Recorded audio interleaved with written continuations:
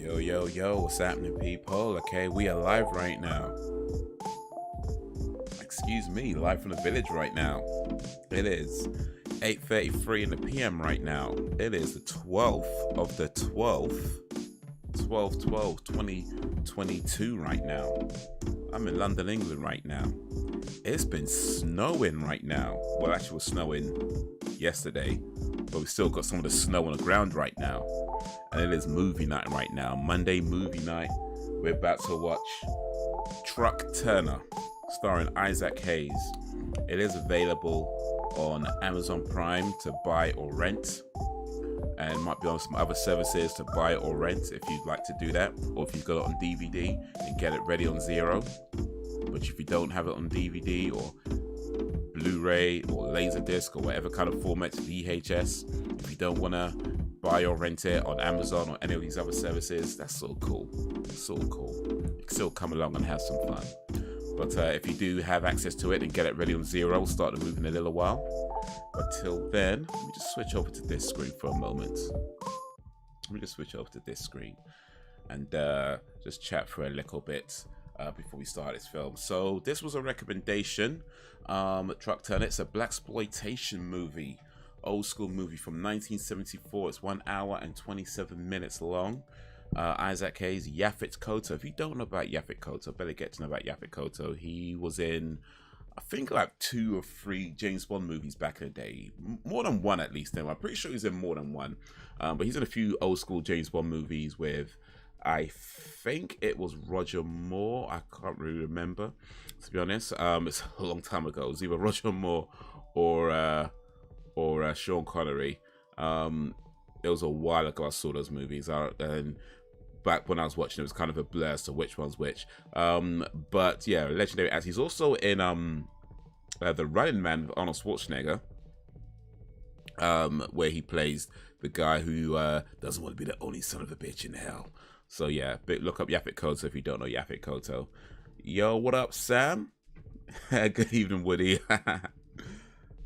Sam, Barbie, and a place to hobby. No, that doesn't work. That doesn't work. Never mind. How you doing, Sam? How's your day going? How's your day been? Appreciate you joining this live stream. About to watch Truck Turner on the screen. Almost got that whole rhyme. Is it snowing up in the Hull? How's I mean, I assume it's been snowing all over the place, but it's probably a bit thicker up in Hull, I'd imagine, actually. But you probably have thicker snow up there, I'm guessing. I'm guessing you probably have, like, snowman type snow. Because, like, we don't use... Like, when it snows in England, like, London usually gets, like, the drizzle of the snow. Where the rest of England seems to get thicker snow. But it's quite thick here yesterday and this morning. So I'm guessing other parts of England got much, much thicker snow than we got. Because that's how it usually goes. Things, the ground's just too hot for the snow to really settle. So when if it's not so thick here, it seems to be thick in other places. So when it's thick here, I'm guessing it's much thicker in other places. That's what I'm guessing. Non-productive, today's a write-off. Oh, well, you know, sometimes you just gotta do nothing and relax and rest, and that's all good too. We haven't had any snow, just icy. Oh man, that sucks. But then again, you can stab people with ice. So, just saying. Not that you should, of course. Just a disclaimer, don't stab people with anything. It's not a good thing. There's no energy today. Hopefully I have a little more energy tomorrow. Yeah, I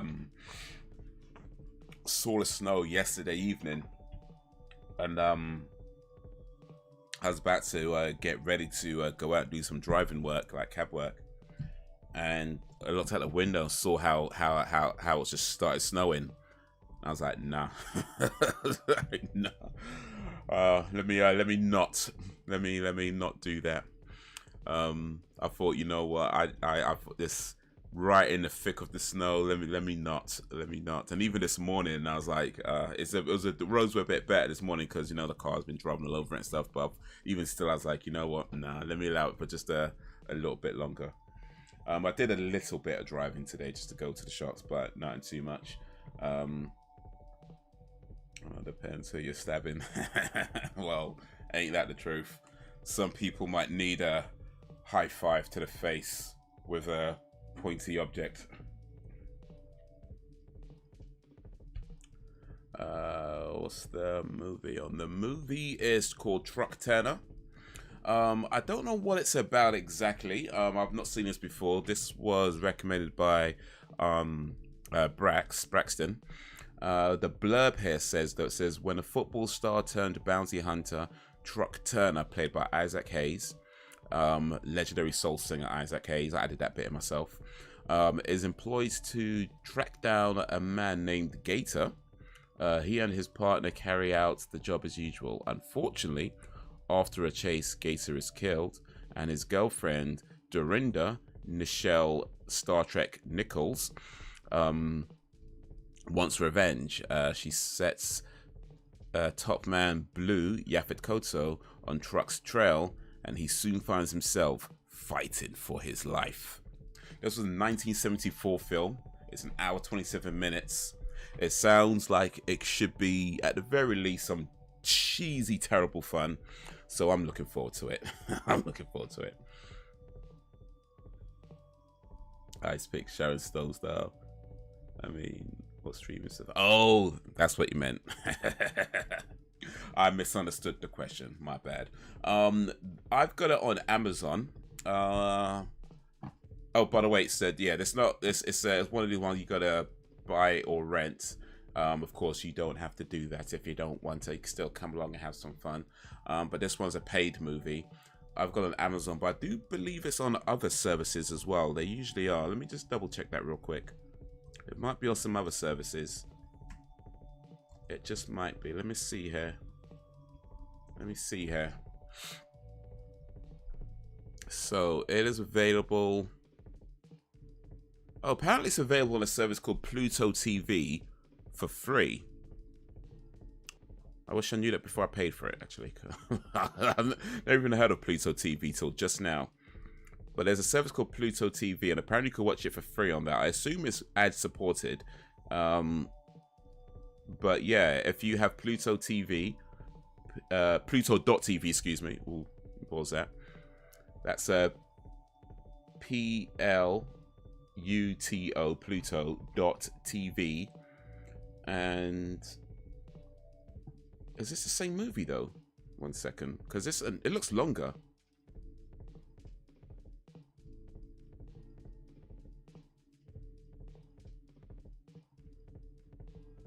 I'm not sure it's the same movie because the one they have on Pluto TV is an hour and 43 minutes long, whereas the one on... Oh wait, I know why, because it's ad supported. Okay, so the ads make it an hour 43 minutes, but normally I guess the film is an hour 25. Okay, but yeah, it's on Pluto.tv if you want to watch it for free, or Amazon if you don't mind dropping some money on it. But either way, if you don't want to do either of that, then yeah, it's all cool.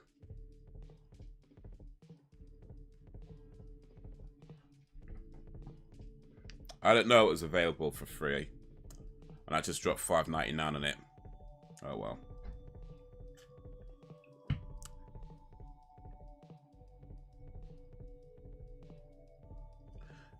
I'm stuck on this ad loop right now. It's stuck on an ad loop. Bloody hell, man. I'm trying to pause this stupid thing, but it's playing some dumbass advert. It's not coming up on Amazon. Okay, interesting. Truck Turner, yeah. Huh. I mean, it should be.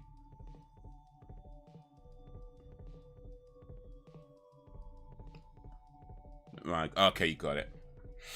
You got it. Cool, cool, cool.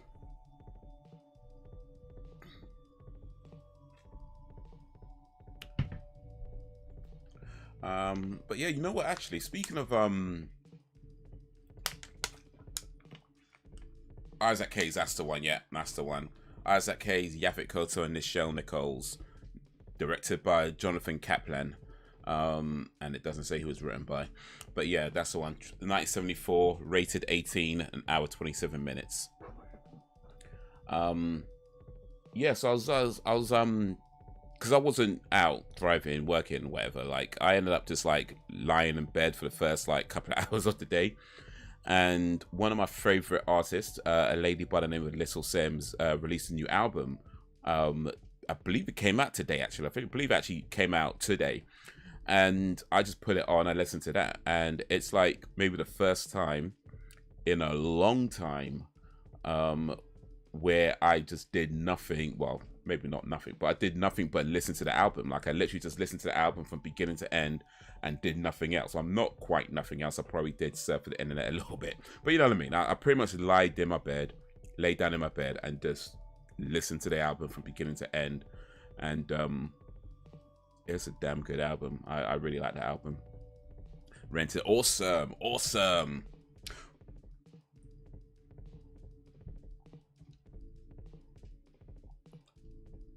All right, so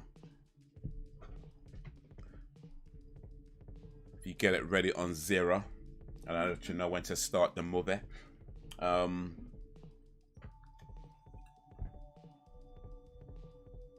You have a list of Slipknot's. Wait a minute, Slipknot's new album.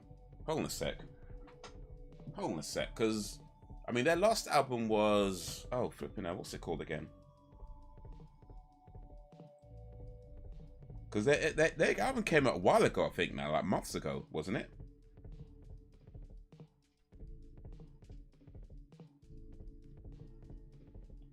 I don't even remember what it's called right now. I need to remind myself what the damn thing was called. Here we go. The End So Far. Yes, that was it. The End So Far. Yeah, I think that it came out a few months back. It's a good album, actually. I listened to that one a few times. I actually would say that one got to me a little bit more than We Are Not Your Kind. We Are Not Your Kind I listened to again recently. Well, probably a little while ago now. And it's a good album. I like it, but I feel like personally for me, The End So Far kind of hits just a little bit for me. Especially with, there's a song on that called Yen. And that really kind of does it for me. But yeah, that's a good album. Do you use any of the music streaming services like Spotify or Apple Music or YouTube Music or anything like that?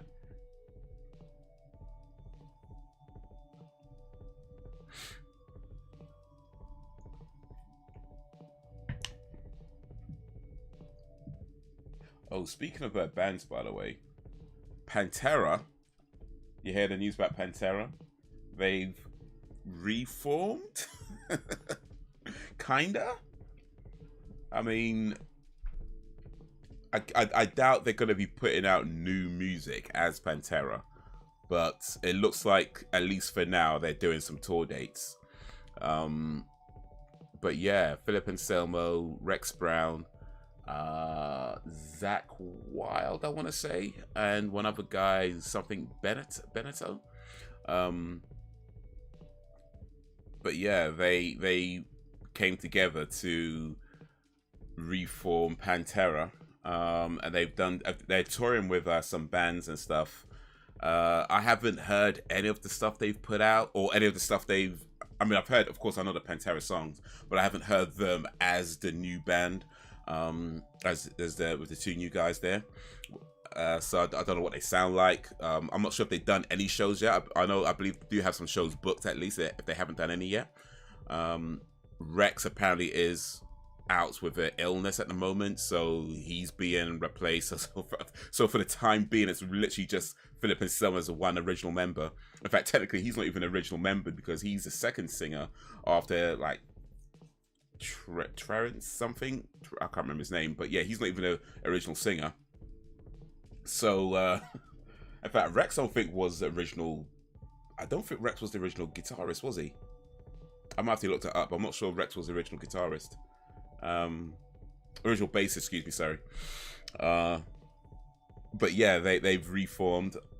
I mean, apparently the family of Vinnie Paul and Dimebag Darrell are on board with it. They're fully supported by the looks of it. So cool, right? They don't feel like it's disrespectful or anything like that.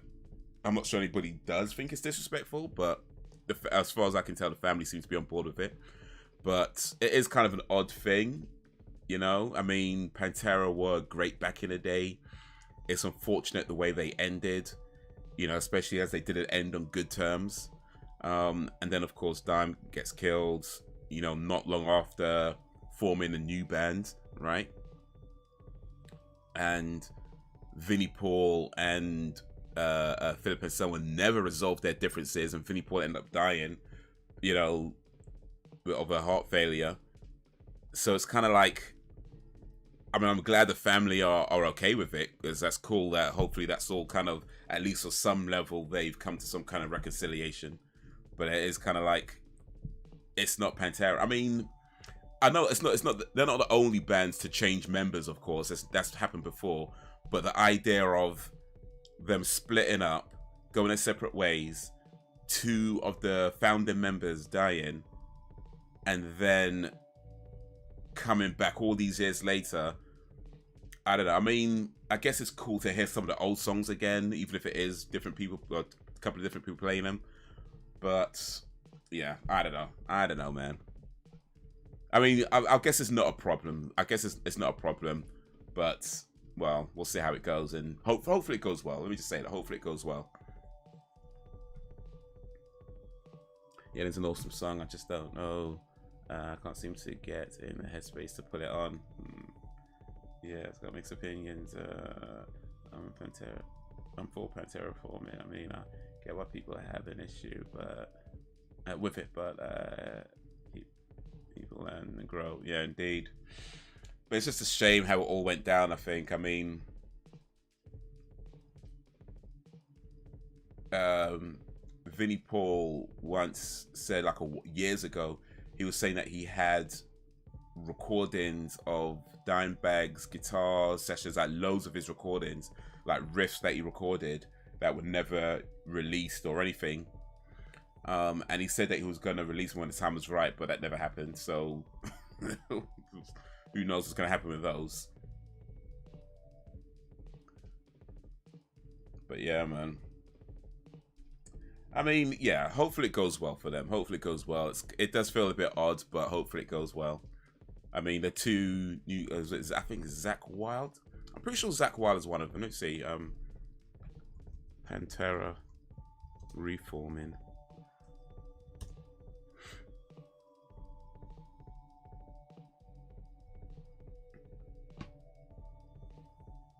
Okay, so one of them is called Charlie Benante, rather.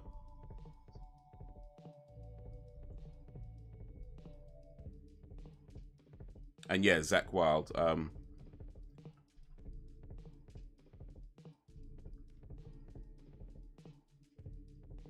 But yeah, I doubt. I mean, I don't think they've made any announcements yet, but I doubt they're going to be actually writing new material and recording new material as Pantera.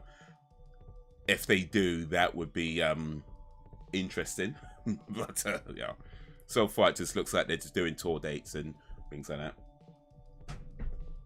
So I guess it's more of a novelty act at the moment rather than Pantera. It's like, you know, like the Spice Girls, when they do stuff, like people talk about the Spice Girls coming back together. Technically, the Spice Girls never actually split up. They're just not really doing much together, and when they do stuff together, it's like sort of novelty stuff. Novelty?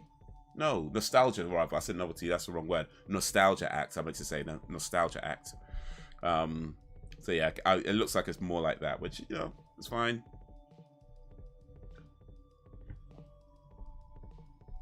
Oh, it goes well, and they learn their lessons. Indeed. Indeed. Holding grudges, man. It's not good.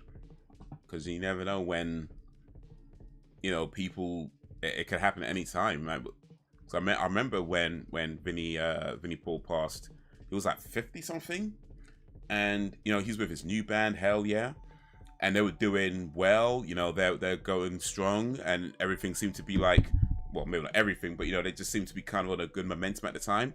And then all of a sudden, boom, guy's gone, and it's like everything, all the opportunities you had, whether it's to say sorry, whether it's to say, hey, can we work? All that is just gone. It's too late now. It's too late, you know.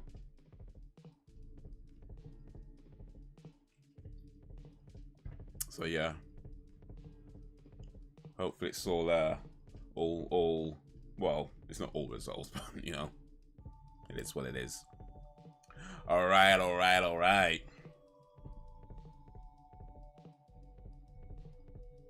Okay, what's going on with this? Video unavailable. We experience a problem playing this video for assistant. Oh, don't.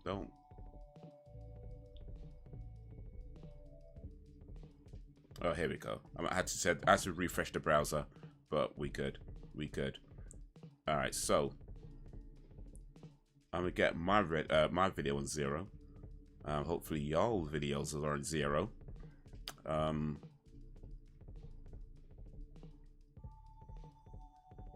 Why is it taking so long though? Ugh. Lots of people are still on the race stuff rather than the issue. Race stuff? I did not know there was a race thing with Pantera. Oh wait, the stuff about Philip and Selmo. You know, I'm having issues with this movie not starting. I don't know what's going on. Let me close that and try this again, because this is awkward. If you know, apparently I'm the only one that can't start this damn movie. That's yeah.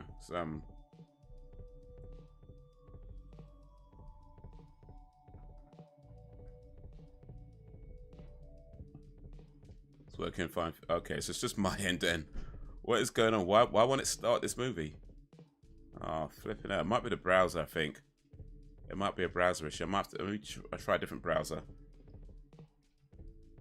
Yeah, I mean, Philip and Selmo's a odd dude. I mean, well, let me not say odd dude. That's probably not accurate. In fact, well, no, it probably is accurate. I mean, he's a singer. Of course, he's an odd dude, right? That's comes with the territory. But yeah, a lot of the stuff when he got accused of being racist and saying certain things and blah blah blah. Yeah. I mean, look, I'm not going to say whether he's racist or not, because then I don't know the guy. I imagine, at the very least, like most people, if not everybody, he's going to have some subconscious racial biases that he doesn't know about. I think that's pretty much everybody who's grown up in, you know, America, England, and similar types of cultures. It's just kind of how it is. And yeah, I've been at a Pantera concert where he says some stuff that, I mean, it wasn't offensive, but it was definitely kind of awkward, right? But yo, what up, Brax? Brax Bivy in a place to bivy. But yeah, he said some stuff that it was just kind of awkward being there and hearing it, but it was never at a point where personally I felt I was being attacked or he was being rude to me, or you know, people like me aren't. Well, it never felt like that. I mean, I can't speak for absolutely everything he said, of course, but certainly not in this case. And the stuff that I've seen, like videos that people put up online and stuff, it's just it all seems to be within that same kind of thing where he opens his mouth, says something that's maybe, I'm sure it sounded like a great idea in his head, right? But as it comes out, it's like, yeah, maybe rephrase that a little bit.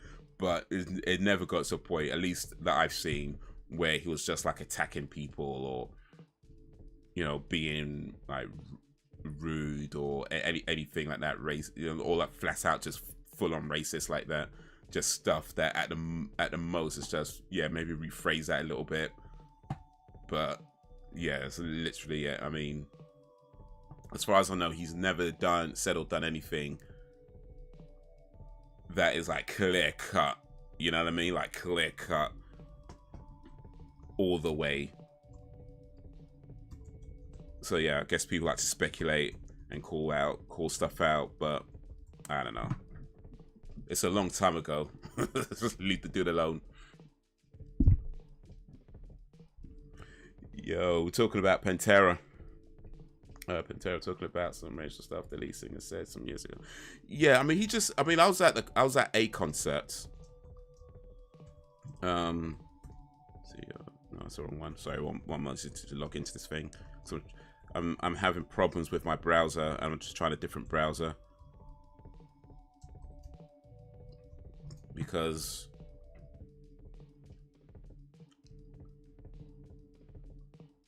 trying to start Zim movie.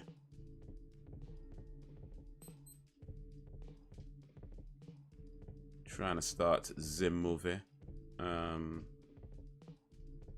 where are we going? Oh, flipping out. What am I looking for? I think I'm in the wrong region as well. How do I find things on this stupid thing? You log into a different browser and everything looks so weird. None of my cookies are here, that's why. Where's oh, you know, let me just try this actually. It's for search truck Turner. That should do it.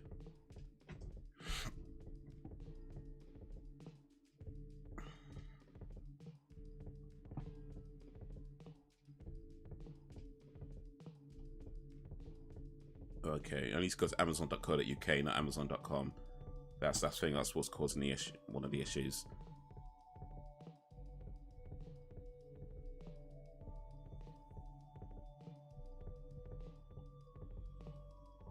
You know what? Let me. Yeah, I'm not trying to do that right now. My stuff. Okay. Oh, flipping out! Can you not?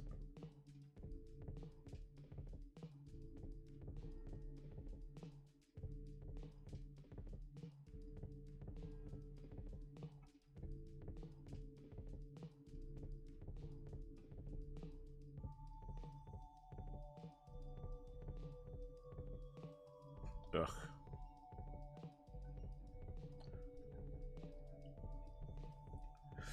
All right. To be fair, it's the younger white people that think Phil should be better at stake. I've spoken to a few back there who are up for a Pantera reforming. That's usually the case. It's the liberals, the white liberals that are like, "This is racist. How dare you?" It's like, dude, chill, man.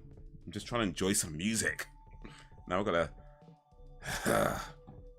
Oh, why are you not? Oh, flipping now.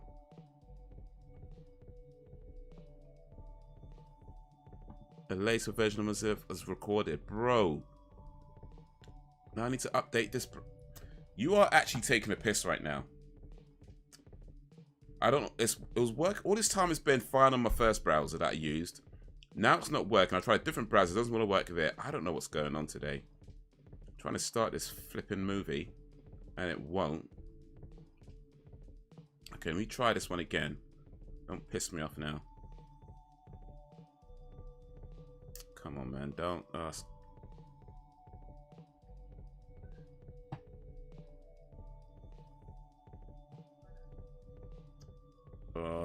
Okay.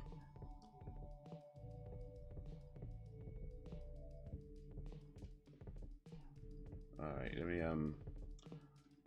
try another browser. I've got 3 browsers installed, by the way. I only ever really use 2 of them. I don't know why this one's not working though.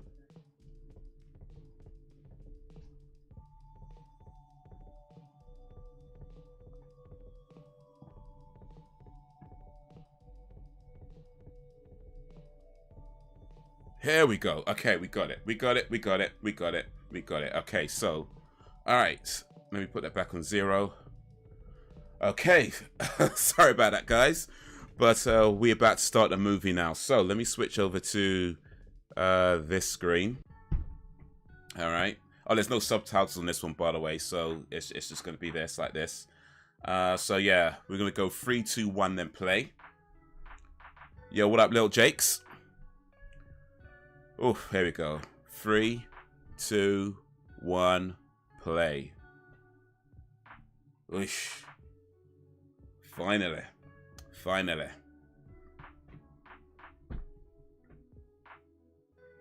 It's been cool as hell. Yeah, it's been mad cold. Like snowing, -1 and all that. Yeah, Brad, Jacob. How's everyone? How's Sammy? Yeah, besides being cold, practically I ain't cold. Jacob, in fact, I'm too warm. Too warm? In this economy?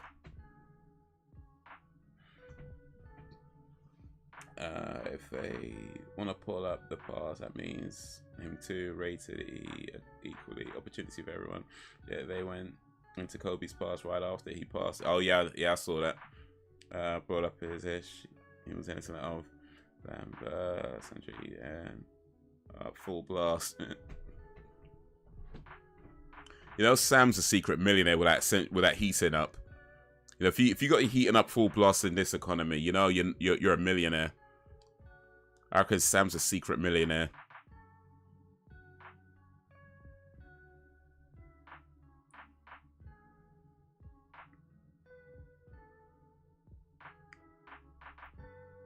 Jacob, my boy is in my bedroom, so extra toasty. It's perfect. I think we were a little pissed at Phil at the time, but I don't know. So the folk move on. Yeah, I mean, to my mind, I really don't remember him saying anything flat out racist. Like, I feel like I remember saying some stuff that was like, you know, like I say, maybe poorly worded or, you know, a little bit awkward, things like that. But to my mind, I don't think he ever said anything just flat out, you know, racist. Unless I missed that, of course. That's entirely possible. I could have missed that one. But yeah, I mean, it happened. It was awkward at the time. He was like, all right, cool. Let me go put 5 minutes alone on.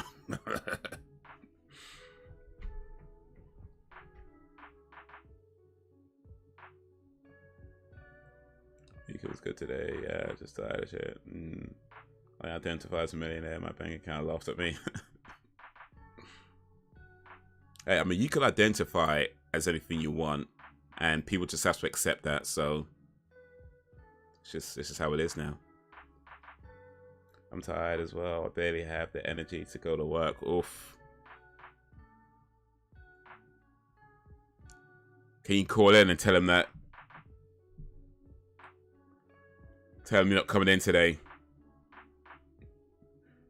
Who's racially sensitive now? Well, apparently, some folk don't like Pantera reforming, bringing up some stuff from the past about lead singer Philip Anselmo.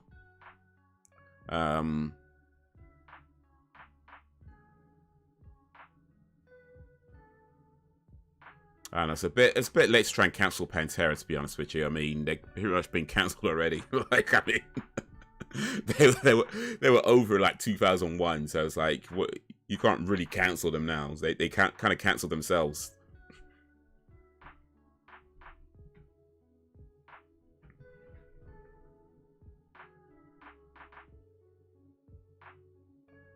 This guy sleeps with a gun holster on Raw.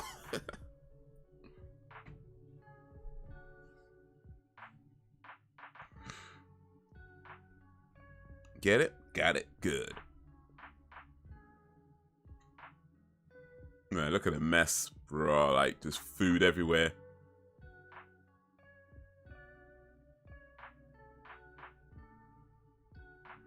Yeah, from Pantera to that football coach just recently, and Paula Dean years ago. Hey, don't be rude to the cat, though. Come on, chef. Don't be rude to the cat. Years ago, they went into herself back in 2013. I think about a joke she made decades ago and other stuff. It's kind of mad when people do that. It's kind of mad when people do that. Go deep into people's past from like 10 years ago, 15 years ago, 20 years ago, whatever. It's like,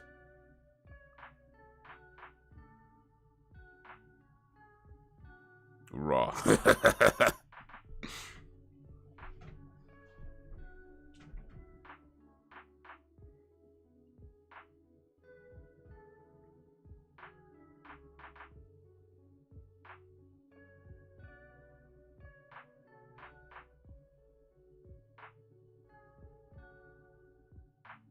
Man, look at old school police uniforms. Was he military police?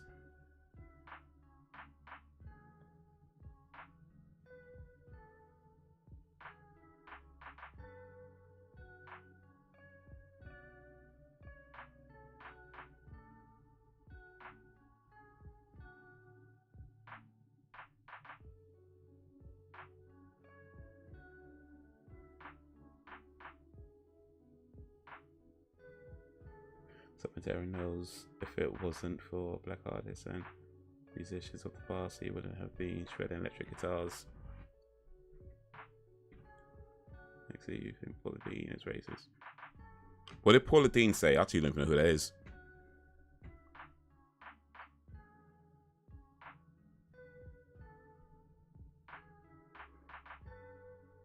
Right, man don't care, you know.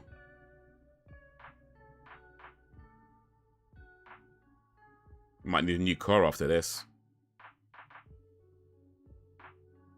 You might need a whole new wheel as well.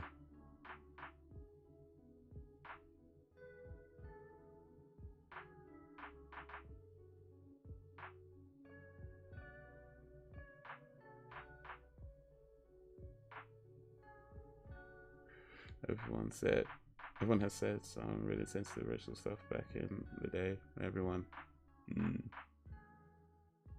So good to me. The motherfucker needs to keep the same energy, like I said. Great today. Yeah.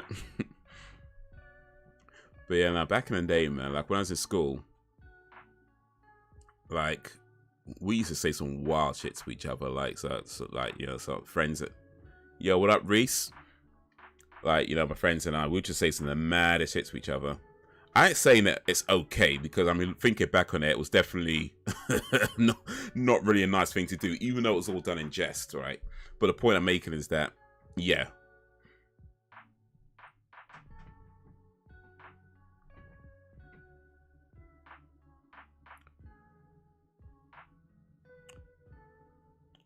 Reese M, how's you been?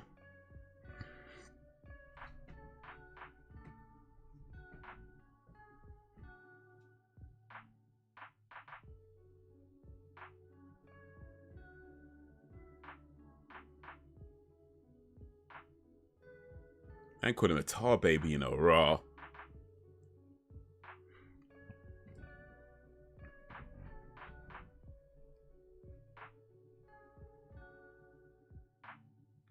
I've been racially abused. I've been racially abusive to have racial abuse when I was a child.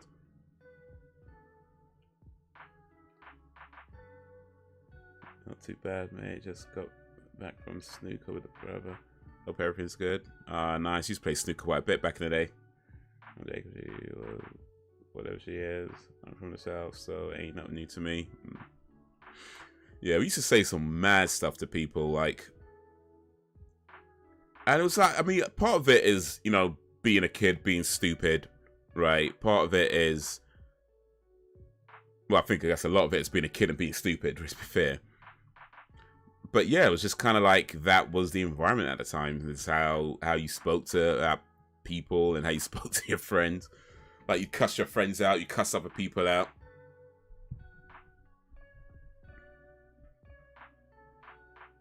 I ain't saying it was good, I'm just saying, yeah. It's a different time, man, different time.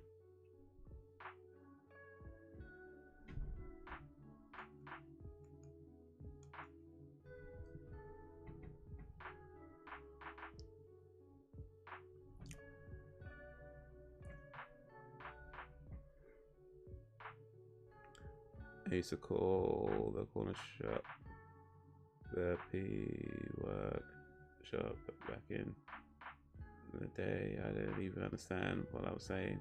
I knew everyone called it that, and I don't anymore. But yeah, we have all done it. I'm still prejudiced to a certain extent. I'm just being honest. You know what? I think if we're all being honest, then yeah, I think most, if not all of us, have some kind of prejudice, whether it's conscious or subconscious. You know? That's one of the reasons why anytime you ever hear somebody say things like, there's not a racist bone in my body, or I'm the least racist person you know, or things like that. Side eye, side eye, side eye. You know, because for me, it's not even about whether people are prejudiced. It's like, if you're like being aware of certain things about yourself, I think that's more important. You know what I mean? Like understanding that there's certain things that are a part of you, rather than trying to pretend that there's some perfect example of a human being. Meanwhile, the people who try to give out an attitude about themselves are committing some of the worst atrocities. So yeah, I think we all have some kind of prejudice, some kind of bias, whether it's conscious or subconscious, and we're just gonna be aware of that. That sometimes we might say things that don't necessarily represent how we feel about a thing, but it's just because, you know, part of our psyche or whatever.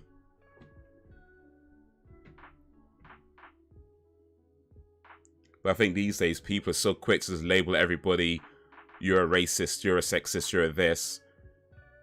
And very few people really looking at, well, I mean, they label it as if that's like the end of the conversation. Oh, you're a racist. You're a racist, and that's the end of the conversation. It's like, nah. If you're gonna go there, then there's more to it than that. Don't get me wrong. Some people need an arse whooping. You know what I mean? Some people do need an arse whooping. They're gonna say some wild ass shit. I ain't saying that. But the conversation don't end there.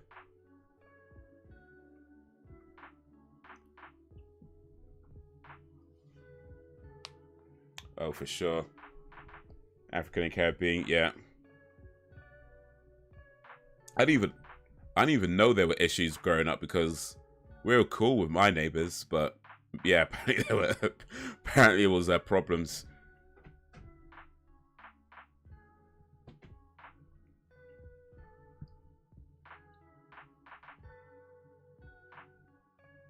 Is it South Asia? Is that what I would say now?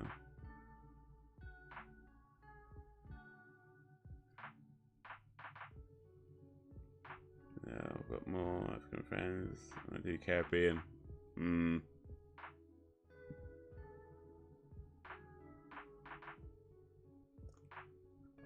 That's how life goes, hey.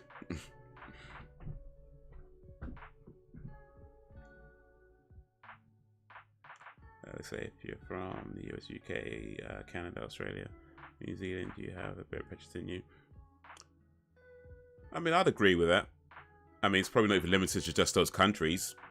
But yeah, I think if you from those places, not just white people I'm talking about, but I'm talking about everybody, like, you're going to have some kind of bias, like say either conscious or subconscious, but you're probably going to have some kind of bias or prejudice. And it's just about being aware that that's a thing.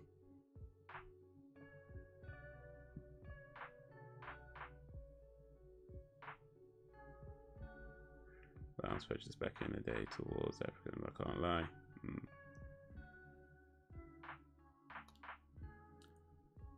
And now all these years later, you tune in every week to watch an African watch movies.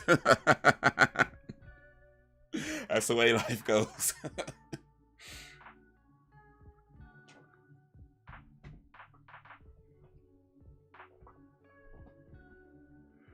Okay, this is gonna sound bad, but I literally don't talk to people from India and or places like that.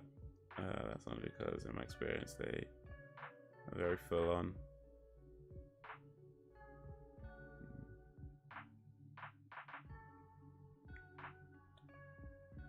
What, full on like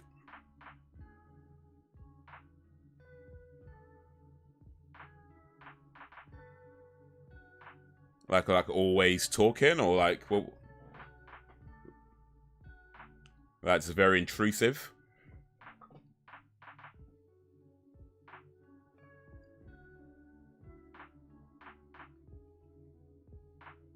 Yeah, I'm gonna say the racist whites cause the non-whites didn't start that. I been sure to dislike a religion or culture without it being racist. Like, I'm not keen on Muslim traditions like throwing gates off buildings, but Chinese don't seem to cause bother. Well, throwing gays off buildings isn't a Muslim tradition, so it's so yeah.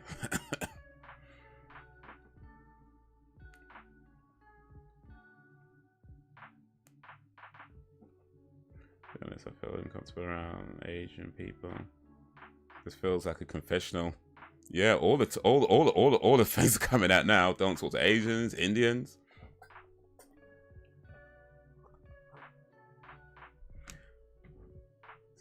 Interpretation of Islam, so it is kind of. I'm gonna have to pull rank on that one, Reese. It's not. It really isn't. We have to remember is that there's always going to be people who use religions or use various things as a way of exercising their own prejudice or hateful attitudes towards things, and they'll say it's in the name of this or the name of that, but that doesn't mean that's what it is. You know, plenty of people have done horrible things in the name of Christianity, but we understand that's not Christianity, right? Plenty of people do horrible things in the name of their country, but we understand those aren't the laws or rules of those countries. So somebody claiming to do something in the name of Islam doesn't mean that's what it's about. It just means there are people, as there's always been, claiming something while behaving in a way that goes against the thing that they claim to uphold.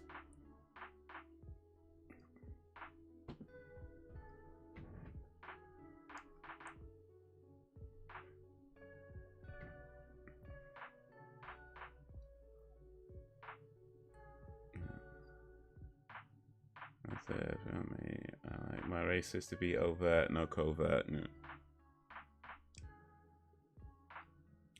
I think it's okay to enter your inbox and ask personal questions to try to get to know you, but from their line of question, they don't want to be your friend.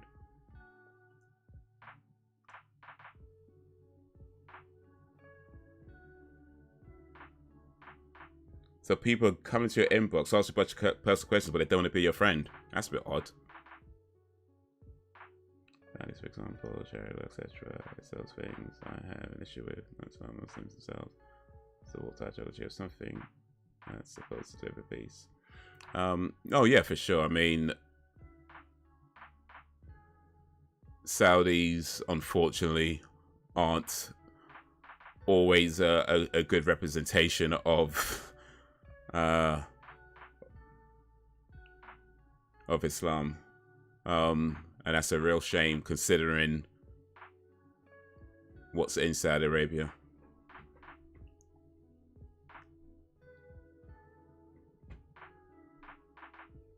That guy looks familiar, that white dude. Like, I'm not sure where I've seen him before, but I feel like I see him in a bunch of movies.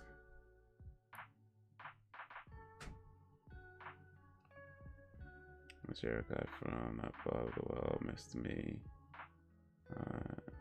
Responded to be polite at first and called me a messenger. I was like, hell no.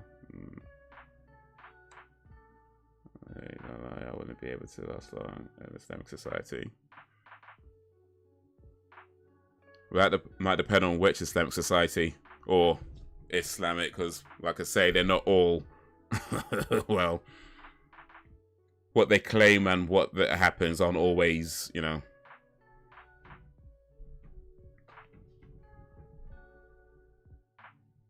You'll probably be fine in Malaysia.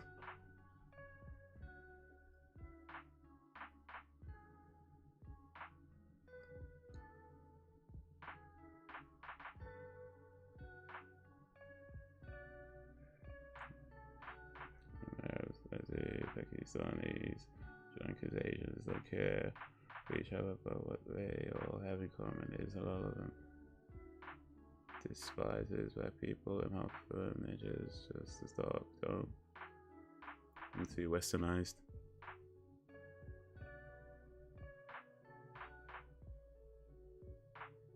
I can understand why we are presented with these various gods and religions and are almost expected to pick one. I don't want to pick another person's ideology. Well, then don't. You know?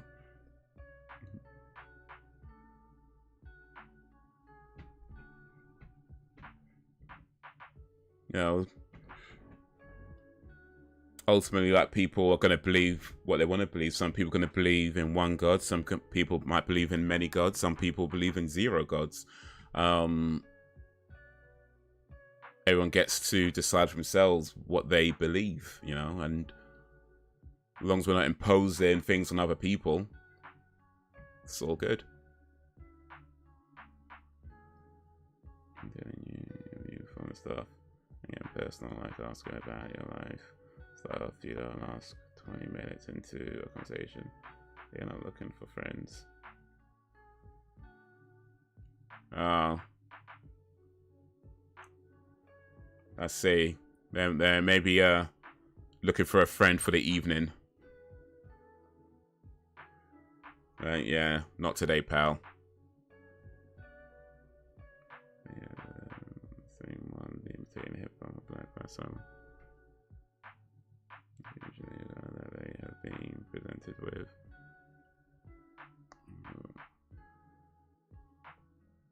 I swear they got a different car though.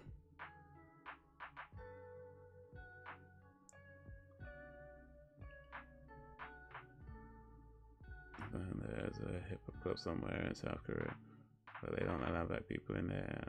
I'm just like, it ain't unusual. A hip hop club that doesn't allow black people in.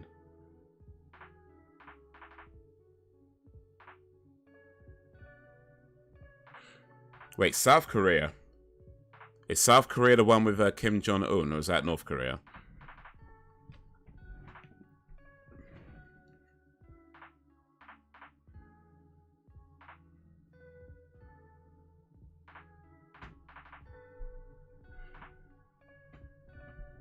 Politics, they were conservatives, and nothing else. No one else has the answers. There's other options, but yeah, they're just very unlikely to get anywhere by the looks of it. But it's great to see everyone feels comfortable enough to speak with such candor. Hey, is that Nichelle on the screen? I believe so, yeah. The one in the orange dress you're talking. Yeah.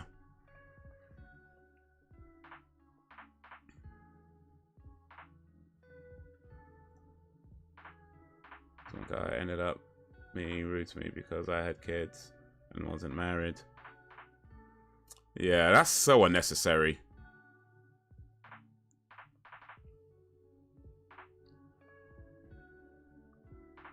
That's so unnecessary. Like, I mean, people are going to do things that you're not in favor of, or you don't, whatever. There's no need to be rude about it. Like I say, it's like everybody believes different things, and that's fine, but no one has the right to impose their views on other people.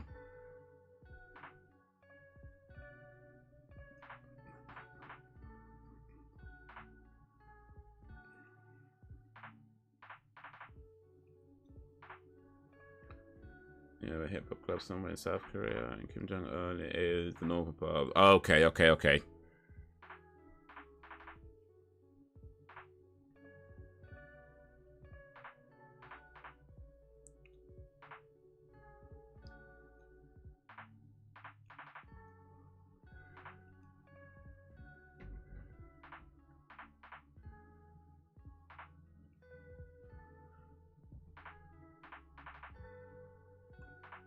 Man, you see that car chase though? Can't lie, man. That's pretty sick.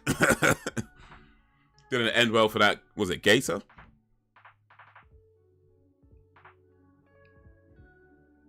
Oh no, he's still okay. They're still chasing him. He's on foot now.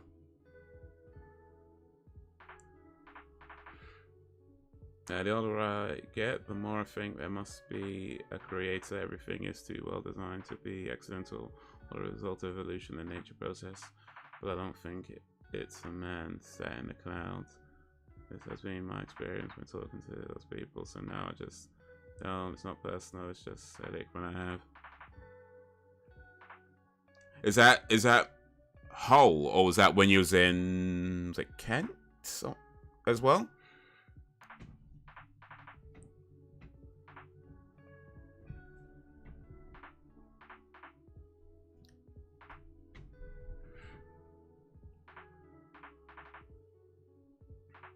Both, okay.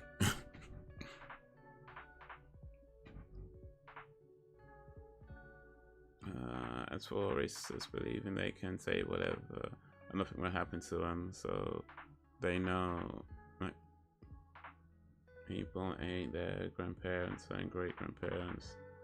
They can't watch that work. Yeah, I mean, it's freedom of speech, but freedom of speech is not the same as freedom from consequences when it comes down to it. So, I mean, you can say what you want, right? But it could come at a price. Just saying. Certain things could come at a heavy price.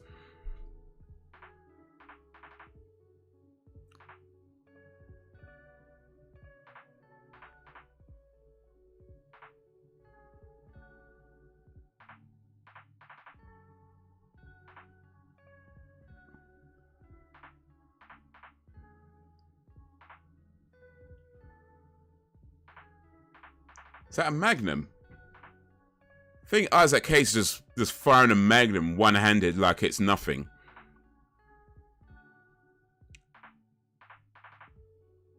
I think that's a Magnum revolver. Might even be a 44 caliber Magnum revolver. I'm not sure, but he's just firing at one hand.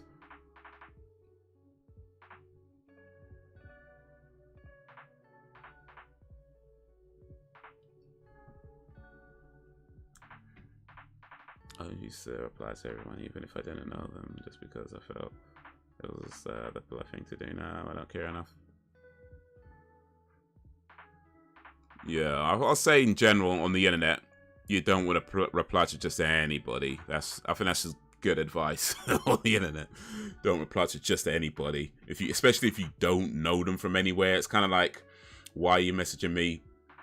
I mean, I'm not saying don't reply because they're strangers, because depending on what they're messaging you about, it might be genuine. But yeah, if they're not trying to, if you don't know them, it doesn't seem to be anything you're interested in, you don't gotta reply to everybody.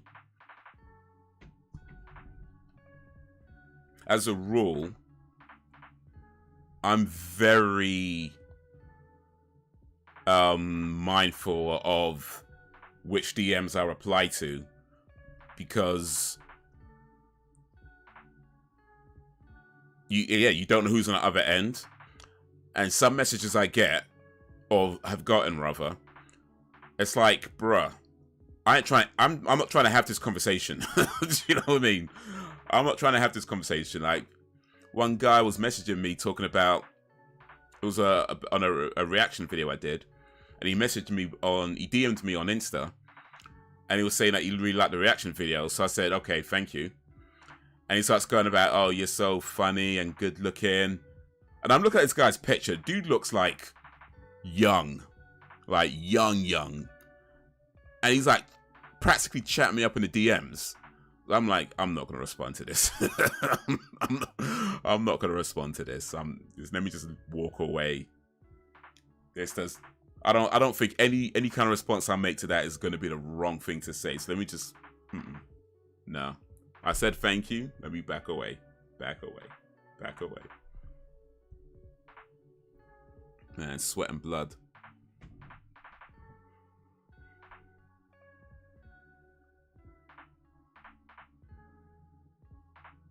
As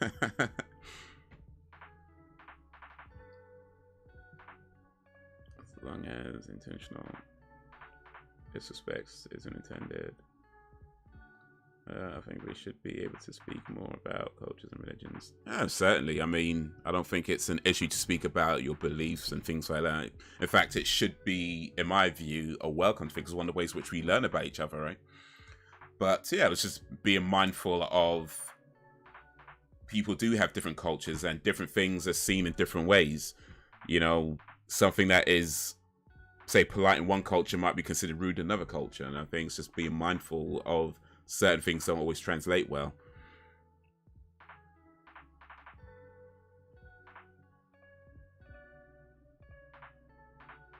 I'm not sure that was what you were talking about, but yeah. Some strange folk out. Oh, for sure, for sure.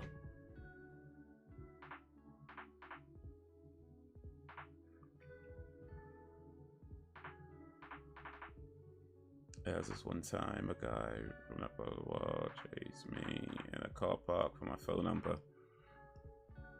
Sounds like to me, Sam. And I'm just saying. I'm just saying. Sounds like you've got options. might not be the might not be good options if they're chasing you in car parks. But mate, if you ever go to India, hey, just saying.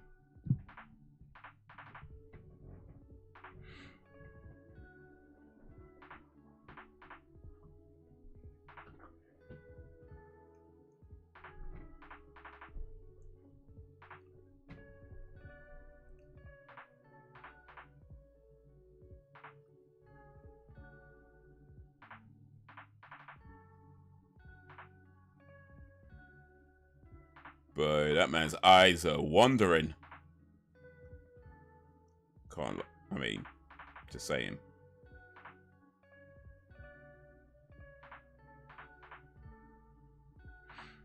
Like over there, white majority or white majority, white conservatives, communists, insurrectionists, nationalists, etc. Not just like I see us rated E for everyone.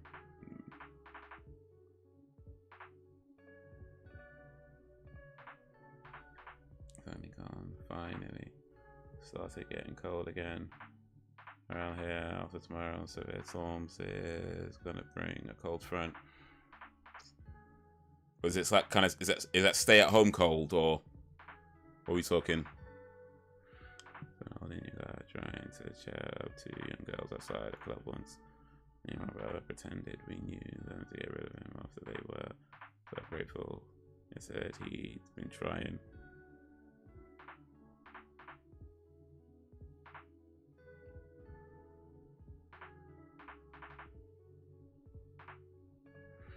Boss, I've lived with Elliot too long. If we split, I'm staying single.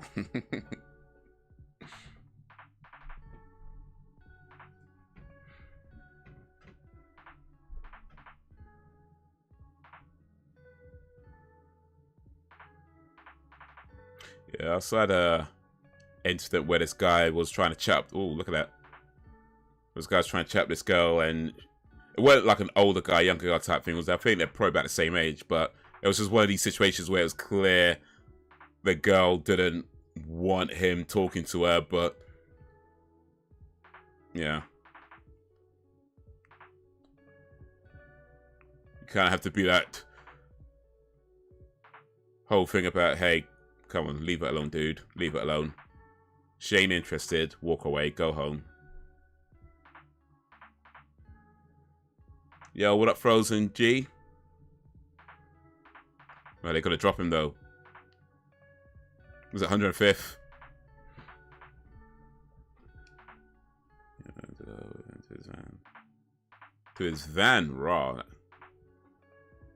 Yeah, that's maybe a bit too creepy. Don't be going to some strangers' vans for sure. A van as well, not even a car, a van. Oof. That's some Buffalo Bill territory.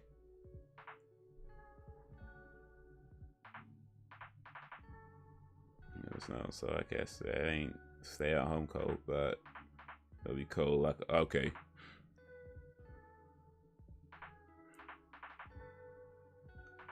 Shit for girls to deal with looks like that. I think for some that's a regular occurrence. Survives is free on Android. Oh, nice. I've got it on PC. Well, Xbox, but you know. But that's a cool game though. I might try it on iOS. Not iOS, Android. Screw iOS.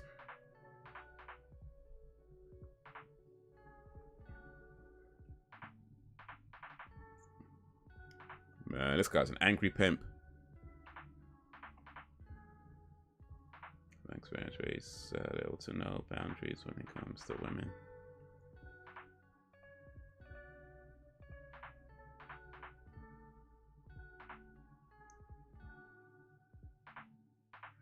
You don't respect women as much as other cultures. This says the same. Mr. Overstream. That's all good. Can't get them all. Raw. Call the cops. Can't get them all. It's all good.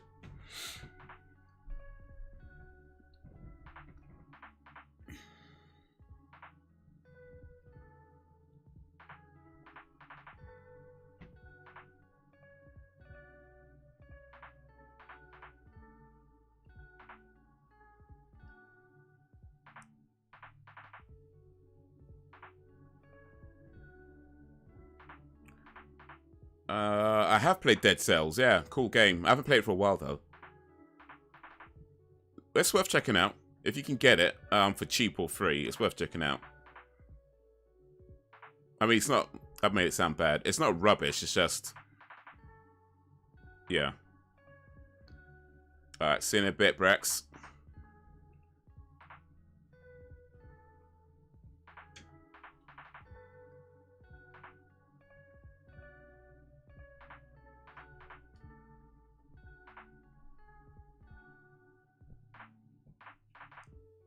Oof.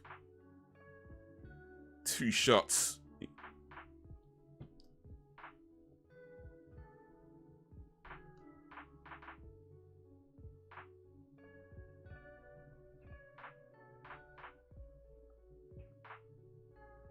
Raw.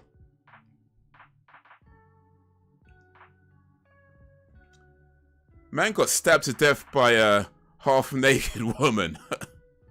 Come running out with a scissors, titty swinging, stab a man in the shoulder. Oof.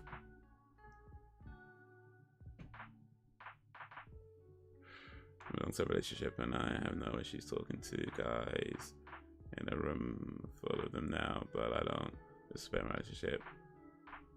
But in my experience, these men don't care about that. Didn't achieve today, managed to get a load of these DVDs recorders repaired back to customer and got paid and saved Christmas. Oh, nice. VCRs, okay, old school.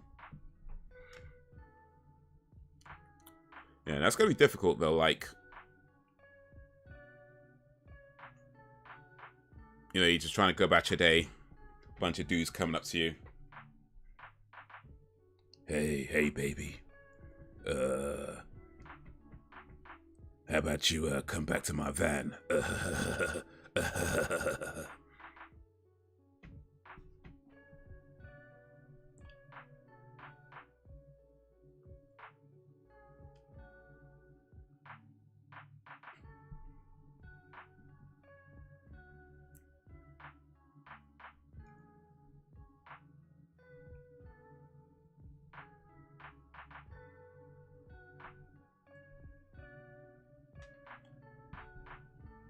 Worse than sleazy bugs, makes wrestlers look bad.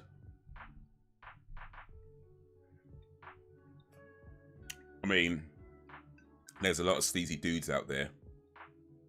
There's not really a whole lot you can do about that, except don't be sleazy. You know, that's pretty much it. Just don't be sleazy.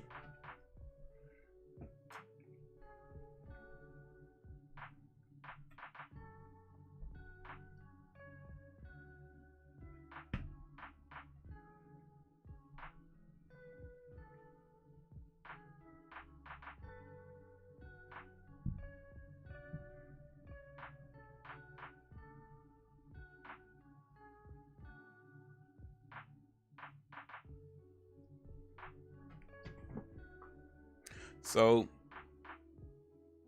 I'm not one of those women who think, oh man, I like that. I have a lot of respect for men, the good ones anyway.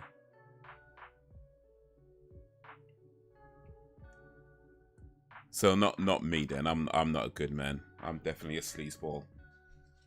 I'm a sleazeball. I'm one of the bad ones, I think.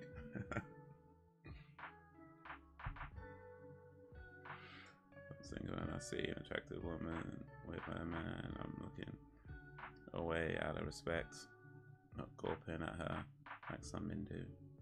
Well, only if she's with her man, though. Well, she's on her own.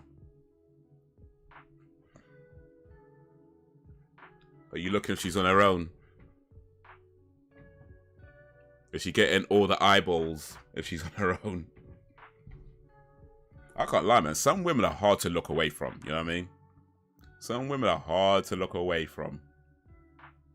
It's difficult being a good guy sometimes. I'm just saying. I'm not saying don't be a good guy. I'm just saying it could be difficult to be a gentleman sometimes. You know what I mean? Sometimes your head's trying to turn away, but your eyeballs are like this. You know, like... You know what I mean? It's like turning around all the way in the back of your head to try and look through.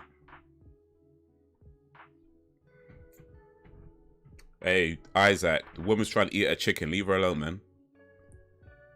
I'm trying to disturb her while she's eating her chicken. Your eyes are the problem.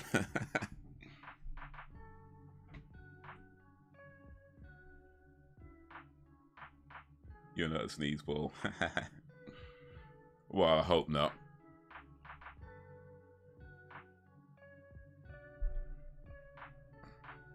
Oh, Woody, you're mean to me all the time.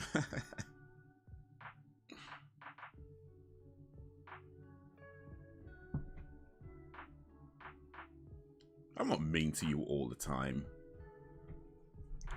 Sometimes I go to sleep.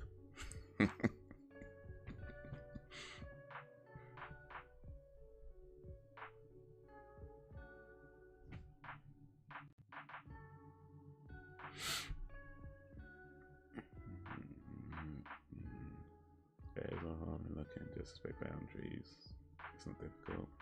These serial killers talk about porn and their influence. You know, I think when it comes to like looking, though, in my opinion, for what it's worth, if indeed worth anything at all, but I do think there's a difference between, say, noticing somebody, looking at somebody, and then staring at somebody. You know what I mean? I feel like there's a difference. Like, because, let's be honest, I mean, a girl's hot, she's got her titties out or whatever, you're going to notice. You're going to notice. And depending on how banging she is or what she's wearing or this, that, and the other, you might even look a little bit as well. You might even look a little bit longer than you probably should. But there's a point where you're just staring. And that's when it's like, come on, dude. You know, come on, dude. Like, single or not, whether she's with her man or not, there's a point where you're just staring. I feel like that's the point where it's like, nah, come on. Unless you're going to go talk to her and say, hey, what's up? They're sprinkling crack on this day. Oh, my days. They go to this pimp's funeral. They sprinkle crack on his dead body. Raw. Is that how pimps pay respect, huh? A little bit of crack. That's wild, man.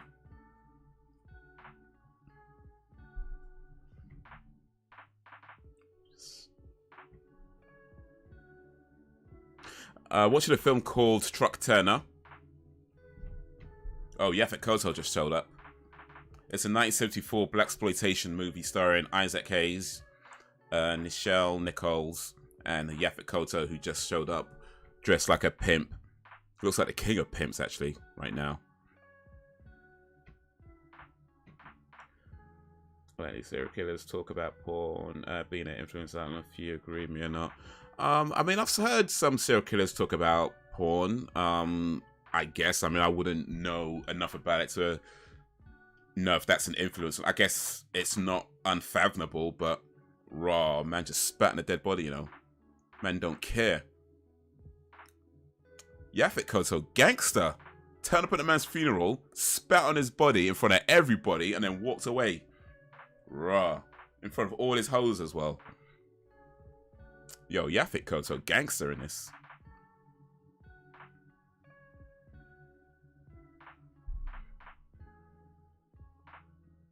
But if you don't know about Yaphet Kotto, you better get to know about Yaphet Kotto. Man did some good movies. But yeah, I mean, that could be true about the whole porn thing. I'm not gonna say it isn't. I wouldn't know, but it could be.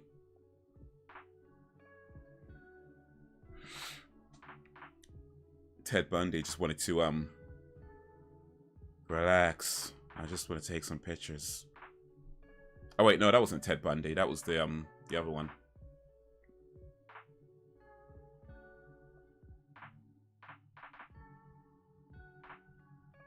Raw, Nichelle Nichols. She did Star Trek. This potty mouth did Star Trek. Raw. The Animus has watched a James Brown interview on YouTube where he's high as a kite. It's absolutely hilarious. Oh, James Brown. Yeah, yeah.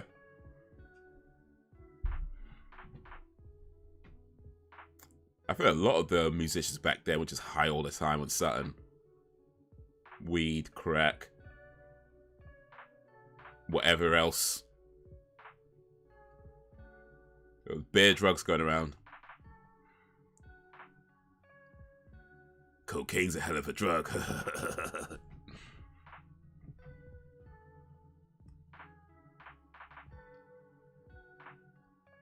Yes, that's true. But you can't blame porn them being messed up. You know, it's all about the brain. That's Dharma. Yeah, Dharma was the. Yeah, that's what I was thinking of. My bad. I got my serial clips mixed up a little bit. Relax. Just want to take some pictures. That was Dharma.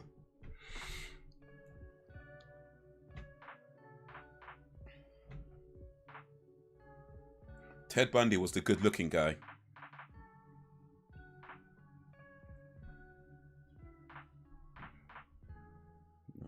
My sister's obsessed with Pretty. It's pretty weird. Your sister should meet Sam. They might have a lot in common.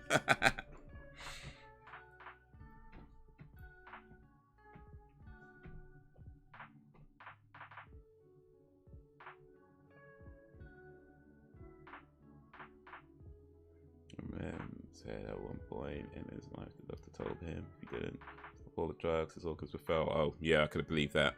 Doing too much definitely could be a health issue. Same person which is porn and thinks, you know what, will make this better. Cut her head off.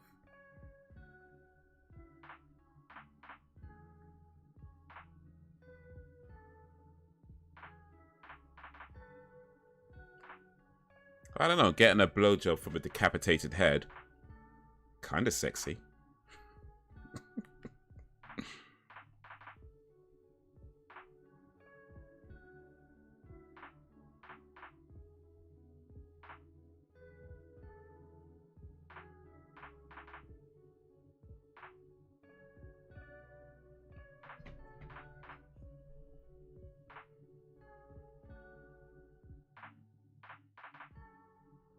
Just parading the halls around Raw.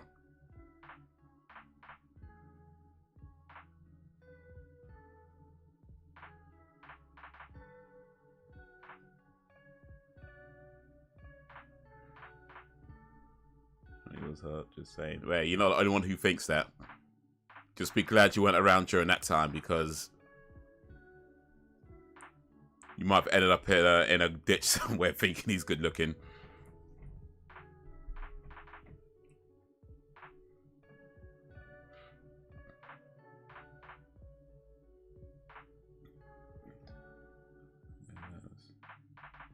What, the drugs you mean, to calm their nerves?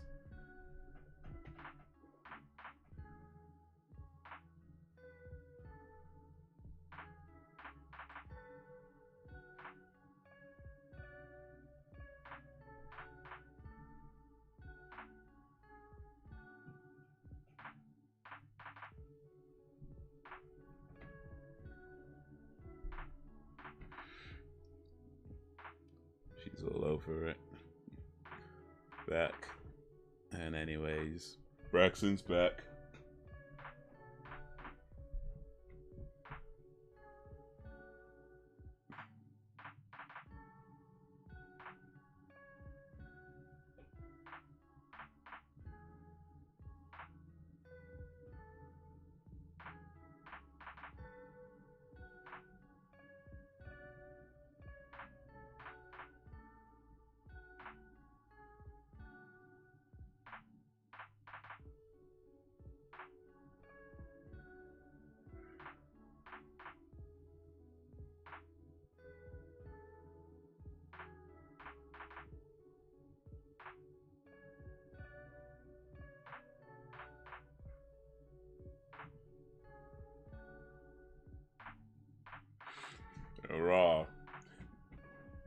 Let's pimp talk though. I might have to start using some of these words, you know. I can't lie.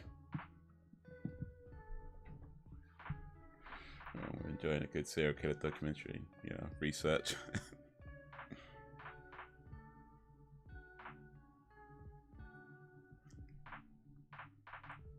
You know, just in case. Just in case.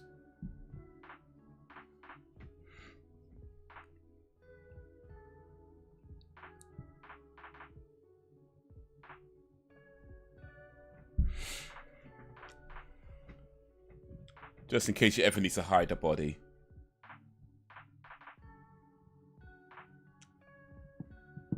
You could always once you also know how they got caught, you could also know what not to do.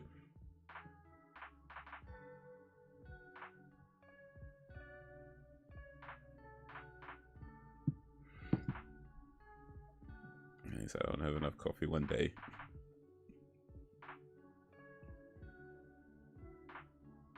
I don't know, man. If you haven't had enough coffee, you might not be thinking all too straight, and if that's the wrong state of mind to be trying to commit crimes in. Oh wait, you said had enough coffee. My bad, my bad, my bad. Not any coffee. I read that wrong. As long as you've had at least some coffee.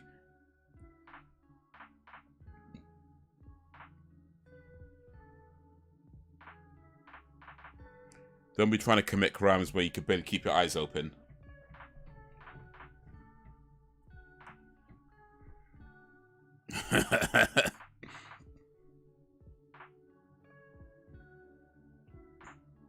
Right, he's out of it. That's Truck Turner, man. That's Truck Turner.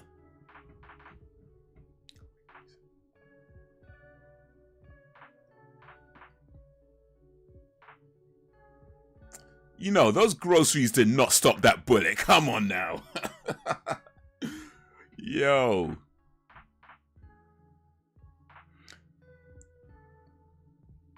Yo, what's going on in that apartment?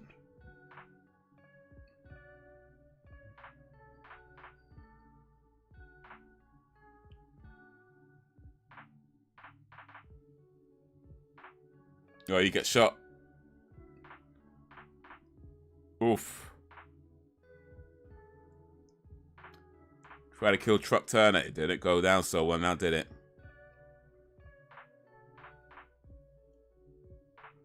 Can't kill Truck Turner. He's still going to become chef in South Park.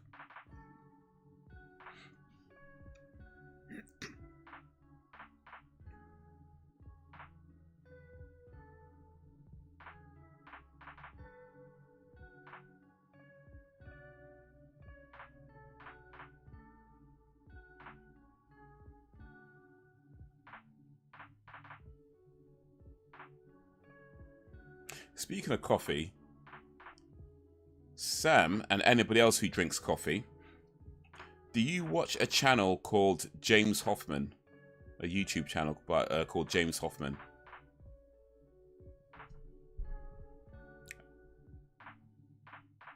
And if not, then I would recommend you watch some of his videos.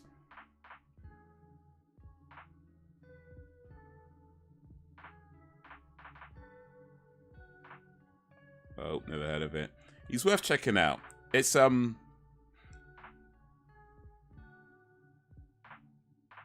more interesting channel than it should be. Like he's a coffee expert.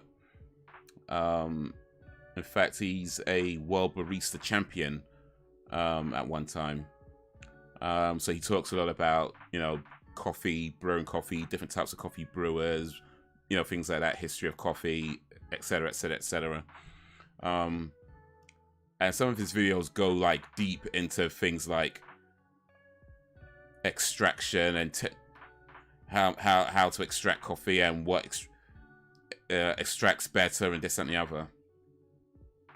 It sounds boring, right?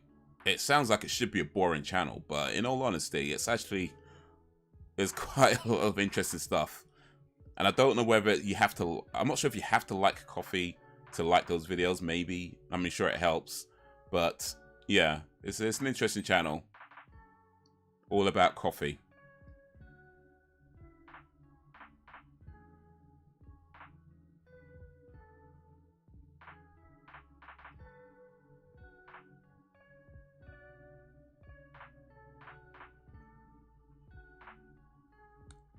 it up. Cool.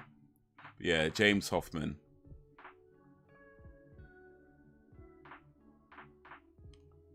Death from above. Yo, how'd you miss from there? That is ridiculous. Come on now. How'd man...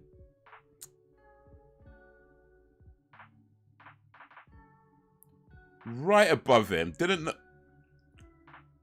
How did you still miss?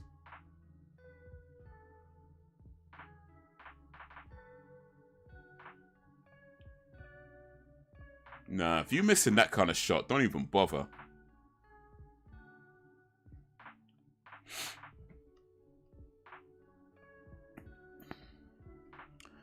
When we were talking about heroes and villains on their show, my favorite blackmail heroes: Blade, Static Shock, Spawn, Spike, Storm's nephew, Black Lightning, Black Green Lantern. Okay, Black Lightning was pretty cool actually. I watched the Netflix show of that.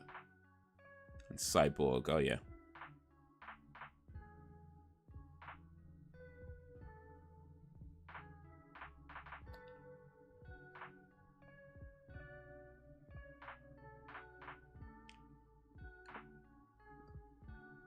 So happens all these bodies, he's just gonna leave them around.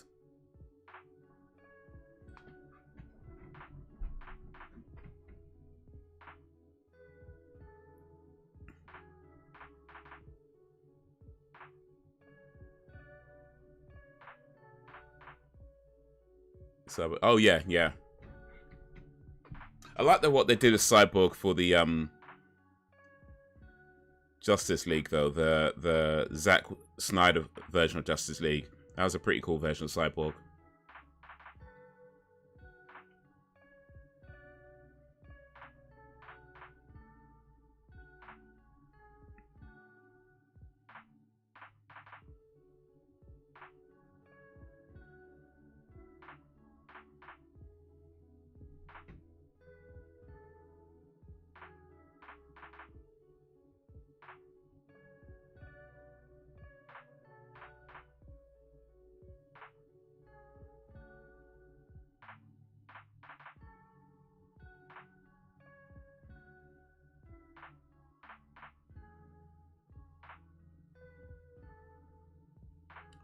Raw.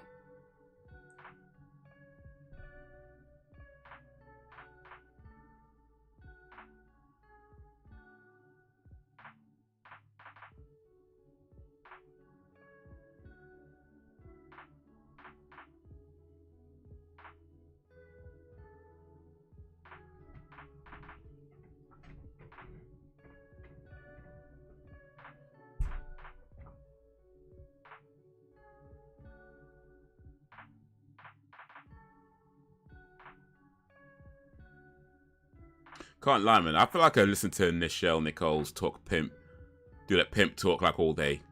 That's my toxic trait. Listen to Nichelle Nichols talk like a pimp.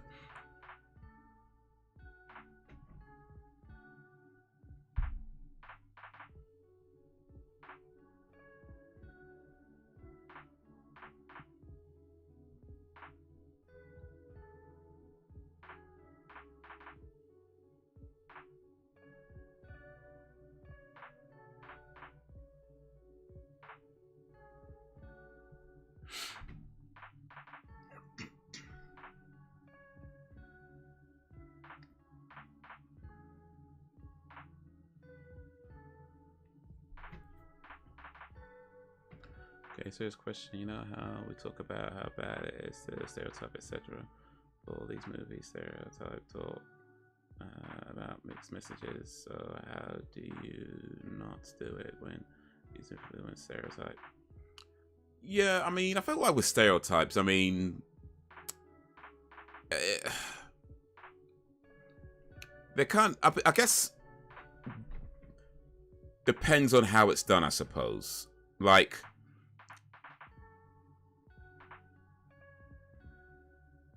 Like, for example, a movie like this is got different types of, like, it's mostly black people in this movie, right? But you got different types. You got the pimps, you got the prostitutes, you got the bounty hunter, the girlfriend, you know. So you have like different types. And that kind of case is like, you're not just showing one side of it, right? Whereas, you know, sort of mainstream Hollywood movies at the time, if you had a black person in a movie, he was either playing a criminal or some kind of negative character, or just wasn't in a movie that long anyway. And that's when it's like, okay, you're only showing one side. You know what I mean? So for me, it's like,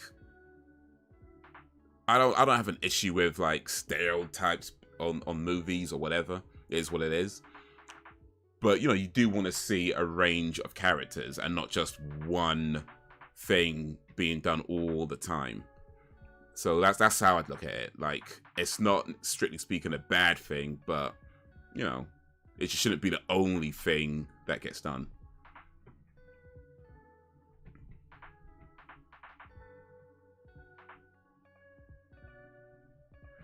I encourage people my age to stereotype young people. Wow.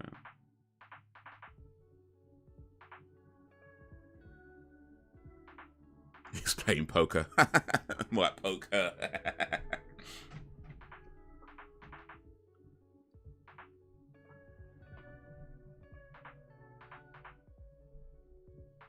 But I think the truth is, stereotypes more often than not come from some version of the truth. You know. Now, that being said, of course, in real life, you know, you shouldn't assume that just because somebody is from a certain place or looks a certain way or this color or whatever, that they're going to be a particular way. I mean, depending, I guess in some cases it might be, for like in Sam's case, it just turns out that, yeah, so it can happen. But ultimately, just because a person is from a particular part of the world or a particular ethnicity or particular this, particular that, blah, blah, blah, that automatically doesn't mean that they're going to be this thing.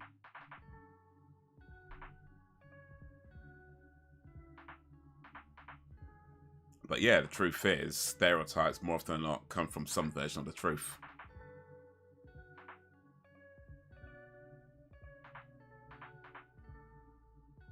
But yeah, I guess it comes down to, like we were saying earlier, about just being aware that we all have the potential of being biased or prejudiced without realizing. You know, we're all receiving the same messages about various groups. And sometimes we have to question ourselves about why we think certain things or have certain feelings, and where does that come from? And how valid are they actually?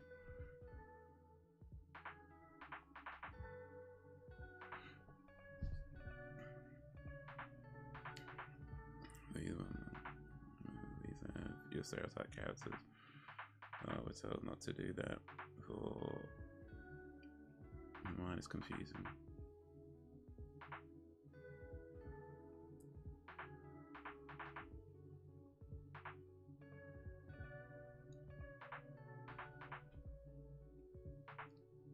Yeah, I guess the real message is movies are bullshit.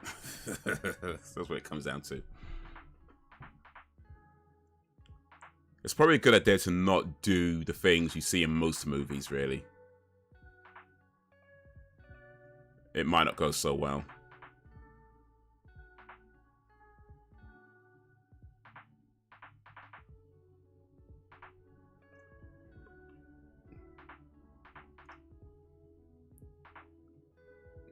Oh, this guy is not happy. Even horror movies. Let me see. Should you put a ghost mask, a black cloak and a ghost mask on, crank call people, say some really violent stuff down the phone, and then stab them in the back when they're not looking. Should you do that in real life? Think I might need to think about that one. That's a tough one. That's a tough one.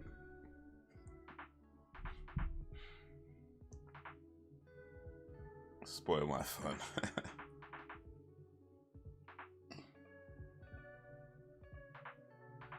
Ugh.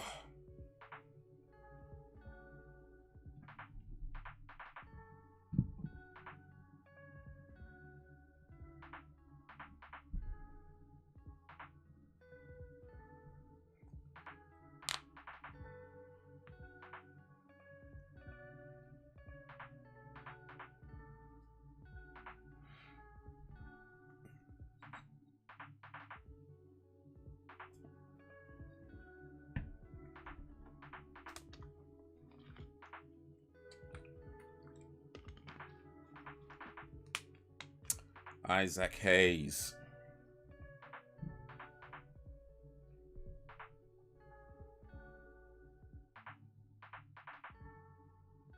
He did a Shaft theme.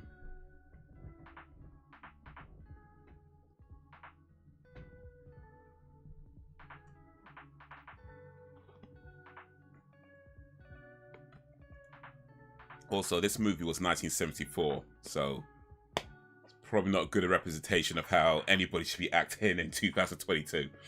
You know, this is more of a look back into history.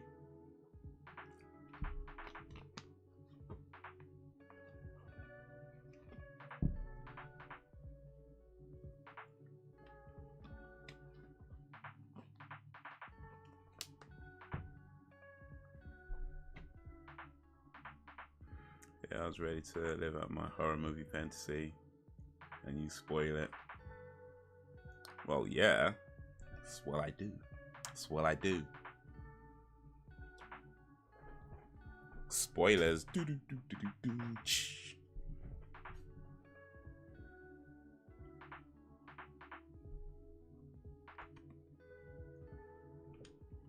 First of all, his apartment was already messed up.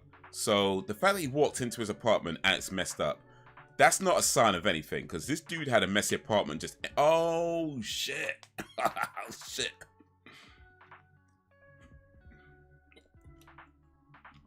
They hung the cat, you know. Nah, that's not okay. They need to kill these fools now. They killed the cat. Need to go John Wick on these guys now. Seen more fun back in the 70s. Well, everybody was like doing drugs and having sex, so I mean,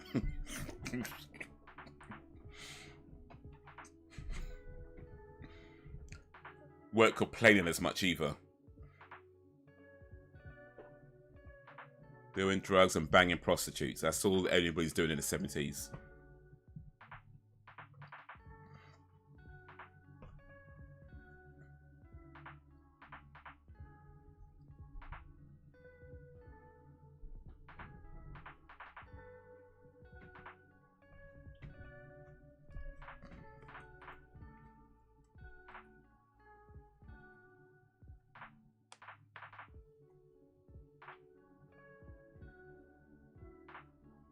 Oh, truck cleaner's pissed now.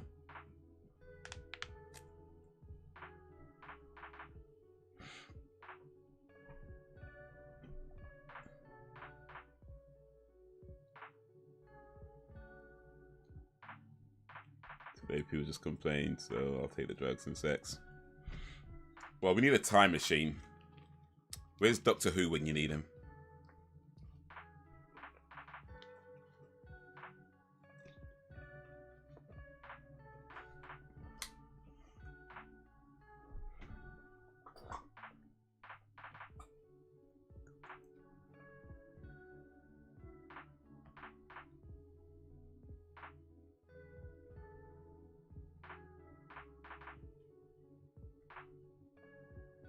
Time traveling is dangerous, though. Gotta be careful with time traveling. Like, even small changes can have like a devastating effect, and you won't even realize that it's too late.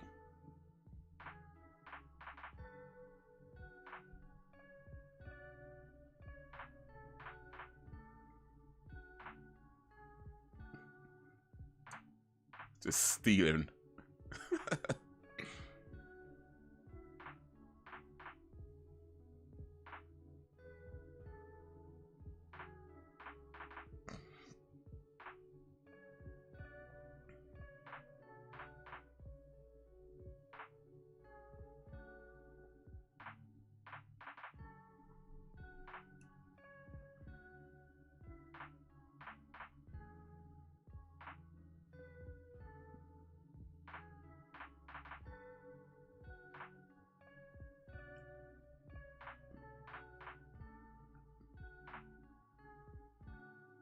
I'll take the risk. Well, if you're sure.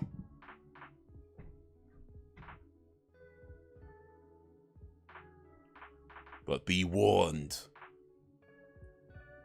Once you've changed things, it could be difficult to undo. Wait, did he just call the security on his girlfriend that he told was gonna buy the dress that he didn't actually? Oh, you cheeky bastard. Nah. Come on, Isaac Hayes. Raw.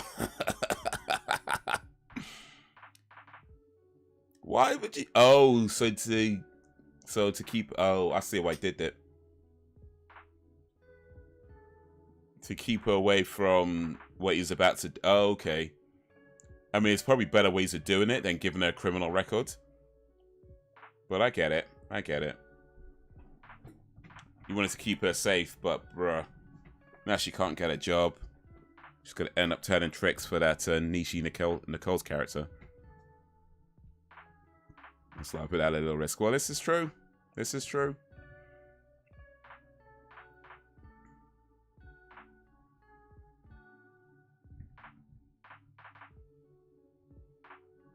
Raw.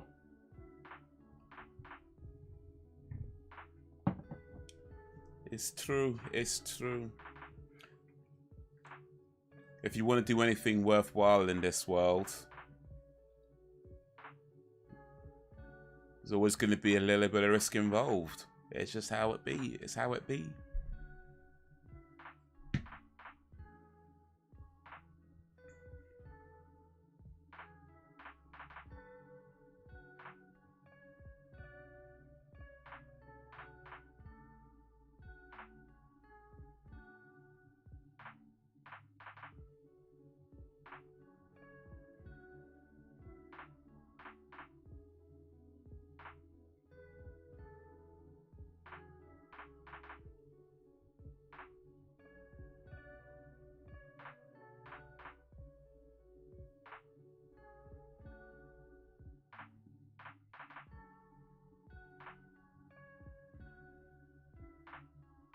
Just gave that up real quick.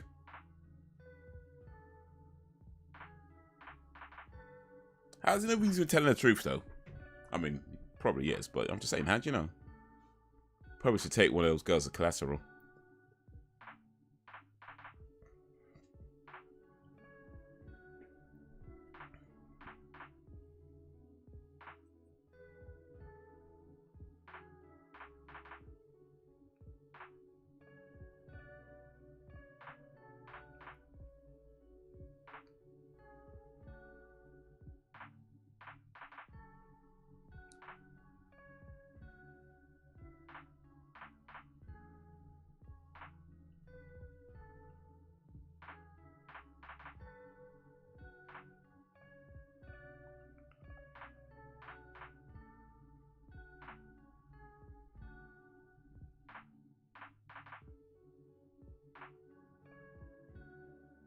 Jacob's back.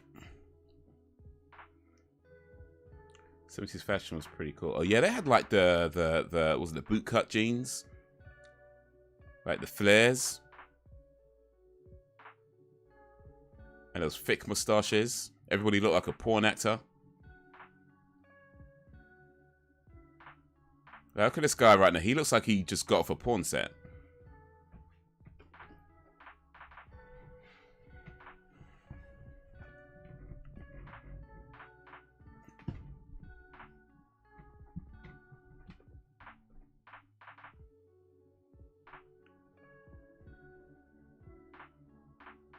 So what did I miss?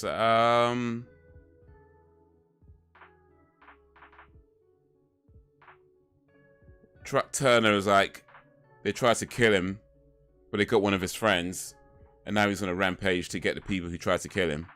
But they killed his cat though, so he's real pissed.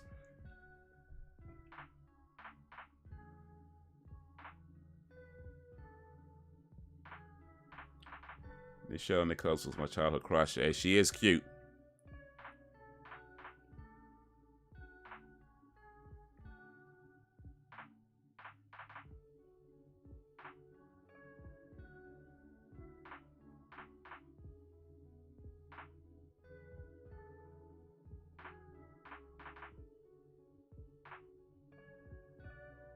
Doing Star Trek. Yeah, like the way she was in Star Trek and the way she's in this is completely different. That's acting. That's acting. Like, it's a massively different character.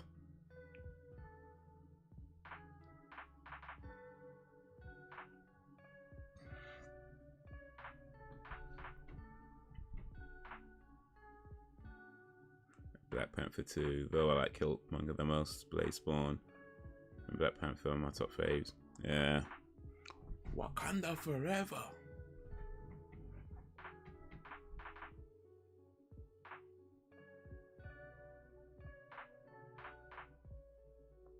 Yeah, Killmonger was a badass villain though.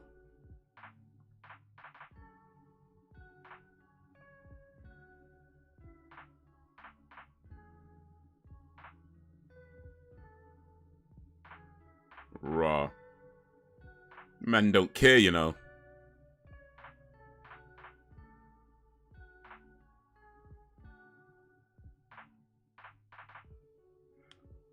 I bought Black Panther movie to watch at Christmas. Nice.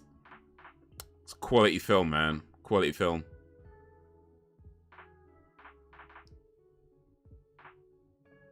Oh, the doctor got shot. Oof. Oh, Matrix. Oh, yeah. That was a good film. Well, I mean, the first one's a good movie. The others... you know what I mean? Yeah.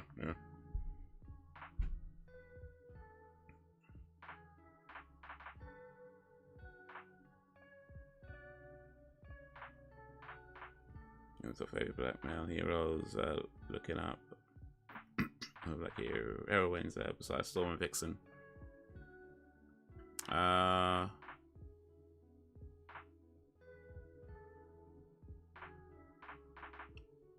Let me see.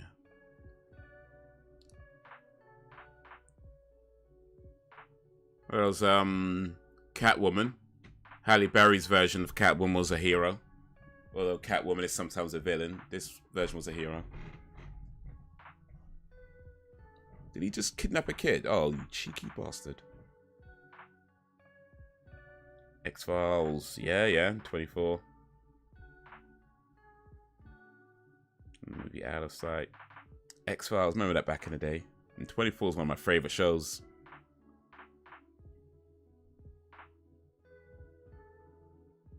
I don't know if it's such the X-Files. Everybody's watching that back in the day, though. That was like the show we all talks about. There was one guy in my school in particular who loved it. Like, loved it. I mean, we all watched it, we all liked it, but this guy loved it.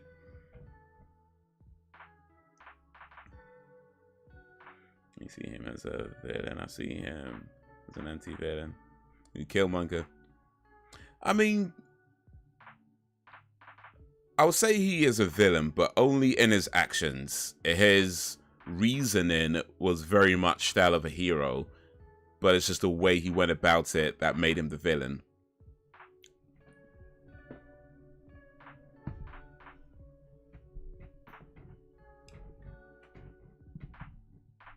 Like, if I say I want to bring world peace, right? That's a good thing to do, right? But if the way I go about it is by murdering everybody on the planet until there's like no one left, like, yeah, maybe don't. That's a... Oh, let's save the kid. Toombs. Oh, yeah, Eugene Victor Toombs. I remember that episode. Oof. That episode was nuts. That was probably one of my favorite episodes as well. He shot me in the back, you know. I mean, well, it's a pimp, so whatever. The guy who could get free. Yeah. He was like all stretchy and stuff, and they got him in the escalator, and they all gooey. And then for Kevin, 2004, the VG was between neutral and anti-villain. For Kevin, I think, if I remember, was more of a villain in her version of Catwoman. But Halle Berry was definitely more hero. I'm pretty sure Halle Berry was more hero. Or, I mean, it's a while since I've seen it, but I'm pretty sure I remember her being more hero. Whereas Eartha Kitt was, I think, was a villain. But yeah, Catwoman's kind of in between. The character's kind of in between villain, hero, depending on what her what she's trying to do.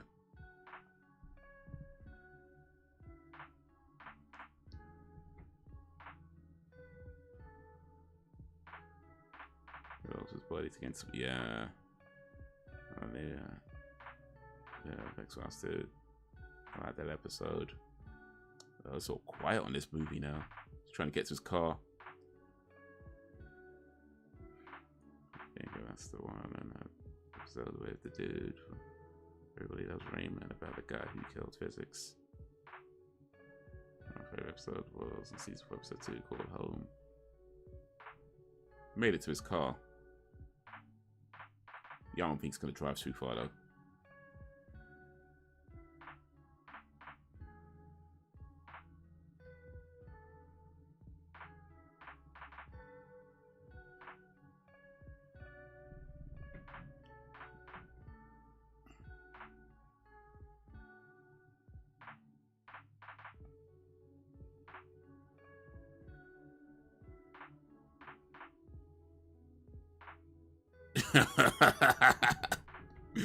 Yo, you know what? Build that time machine, man. We're going back to the 70s. That's it.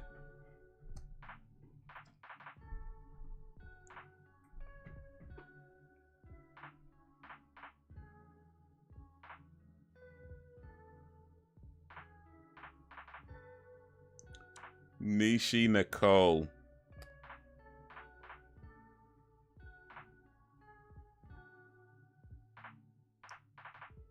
Oof.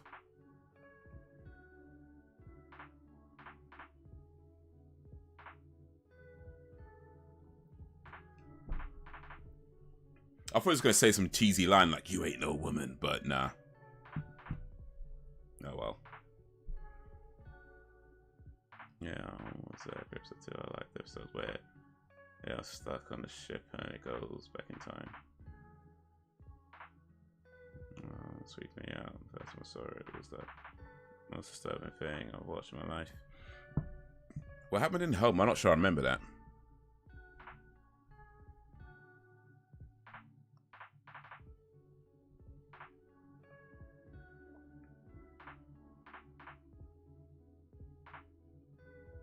I mean, to be fair, dude got her arrested, man. You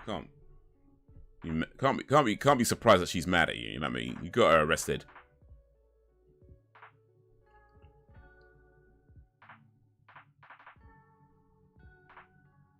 You might have done it for the right reasons, but still.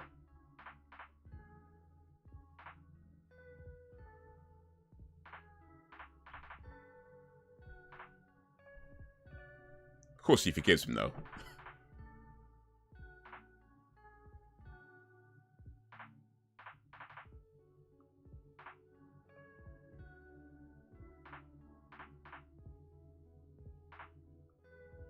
So he gave her a pussy so he can get some pussy.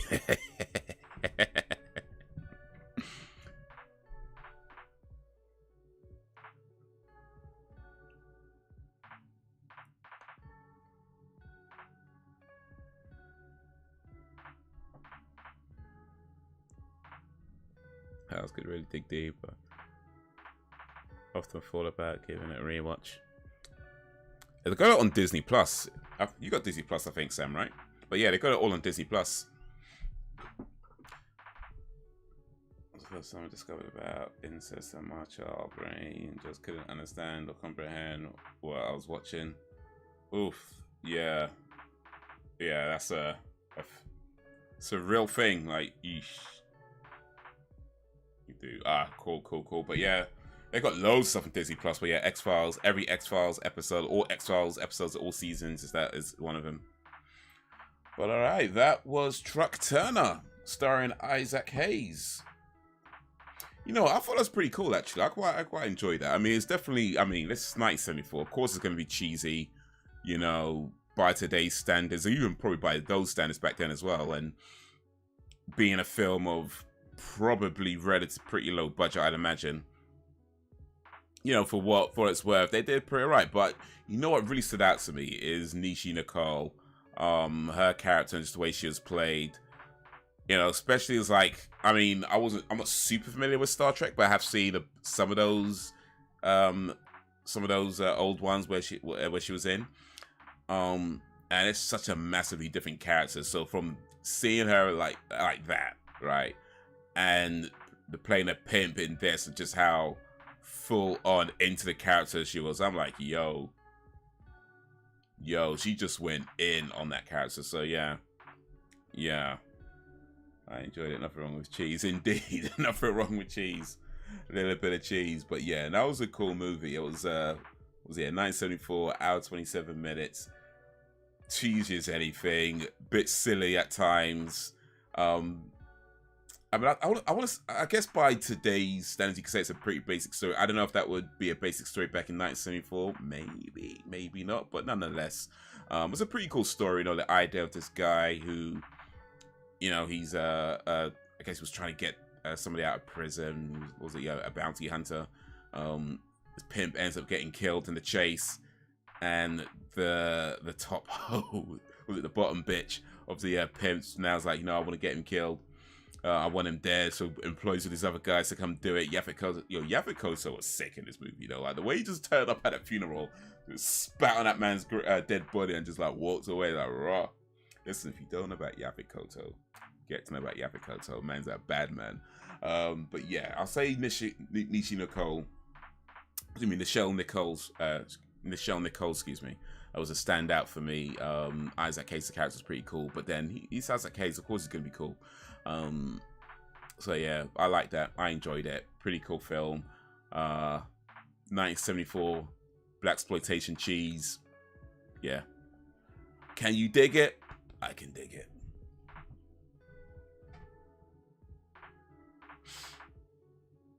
No, you won't be bored, Jacob. Oh wait, I missed some stuff. I bought season 1 to 9. It's going to take me forever to get through it all. How many seasons were there? There was like 10 or 11 seasons of the X-Files in the end, wasn't there? They did loads of seasons of the X-Files. Let me see if I can find out real quick. I know I didn't watch it all the way through. I tapped out somewhere around season 7 or 8, I think, is where I tapped out. I know I didn't watch it all the way through, and I think they brought it. Yeah, they did. They actually brought it back in 2018 for maybe one or maybe a few more seasons. So in total, there was 11 seasons of the X-Files from 1993 to 2018. There was 11 seasons, and there's like at least 2 movies as well.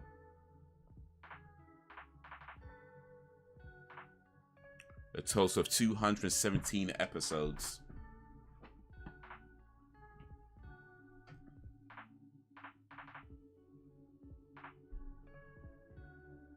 The Skulls was a good series too. The Skulls, enjoyed it. Binge watch this Christmas. Well, that's a lot of binge watching. I'm gonna try and watch 24. So yeah, 24 is awesome. 24 is awesome. I was a big fan of that show. In fact, let me see if I could find a little something. It won't really mean much to most people, but I think it's pretty cool. But I'm gonna see if I can find it.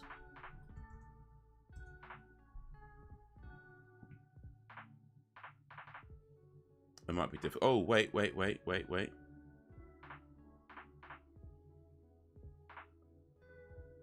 Oh, no, I don't have to screen grab. Damn it, damn it, damn it, damn it, damn it.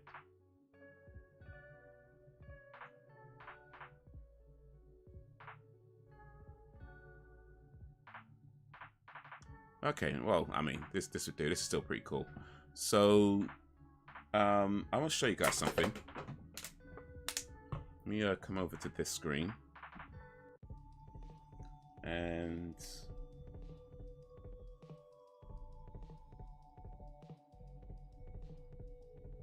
browser. I have to change this though.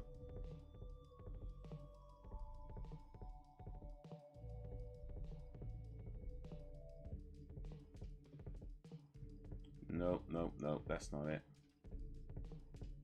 Hey, sons of bitches. Oh wait, I could do it here, I think. Everything's going wrong today.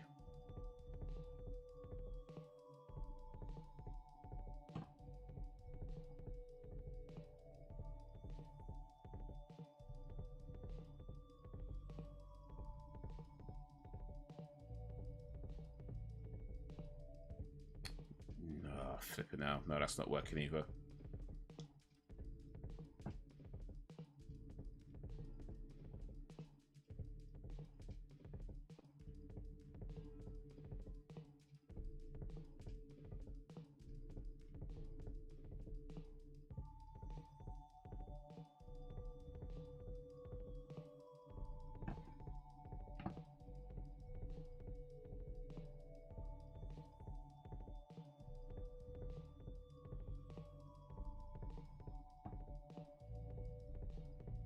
Okay, I think I got it now. I think I got it now.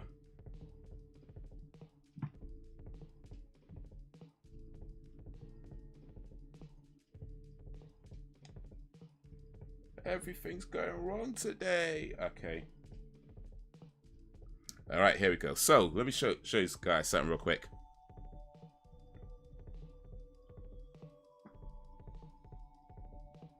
There we go. So this is a picture of myself and Yvonne Strahovski on the set of 24 season 9. So way back in, I can't remember when, 2000, whenever it was.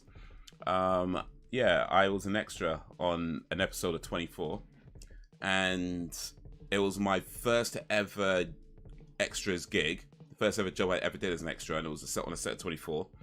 I played a policeman, as you can see here. I was very much shaven. It's a bad photo, so you might not be able to tell, but yeah, I was very much shaven all over. And yeah, I got to take a picture with Yvonne Strahovski. So yeah, that's pretty cool. That's what I wanted to show you. That's a picture that I got to take with her.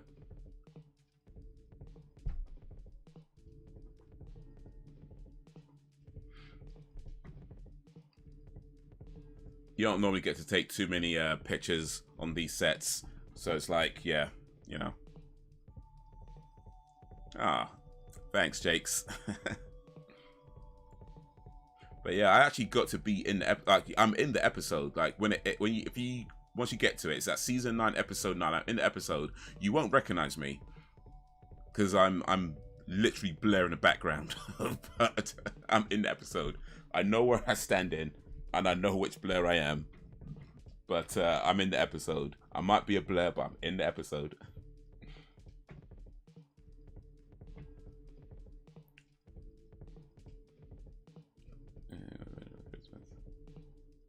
Time to work. Time off work, time to oh, indeed. Probably won't be going out this Christmas. Probably only for supplies. Yeah, those movies, but be great. Escape soon. Take my head for work. Since December, the long kiss goodnight is a Christmas. I said what I said. Long kiss goodnight. I've seen it, but boy, a long time ago, man. I know it's the Samuel Jackson and Gina Gershon. Let me spending time. Yeah, woman, Jacob. Oh, fair.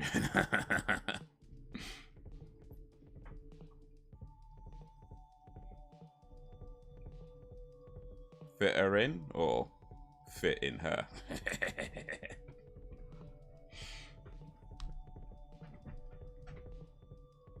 Gina Davis. Okay, my bad, my bad.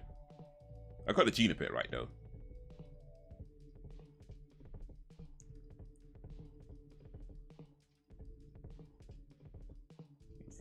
In between the binge watching. If I see it, if he's on the screen, I will pause and check. For me, most likely. Nice quality time. Quality time.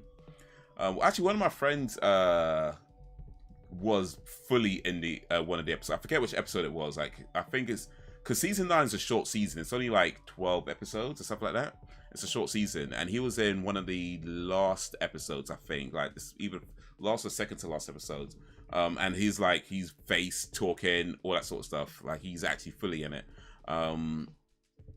But yeah, I'm more like. You'd have to know where I am specifically to know which blur that I'm in, because you won't even. I don't even think you could tell that it's a policeman like this, because it's literally just a blur. You know, it's a blur. But I'll give you a kind of hint of where to look. I mean, it'd be a while before you get this. It's season 9, episode 9, and there's a bit where they're walking towards his motorcycle garage, right?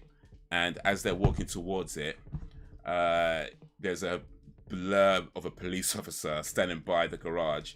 That's me.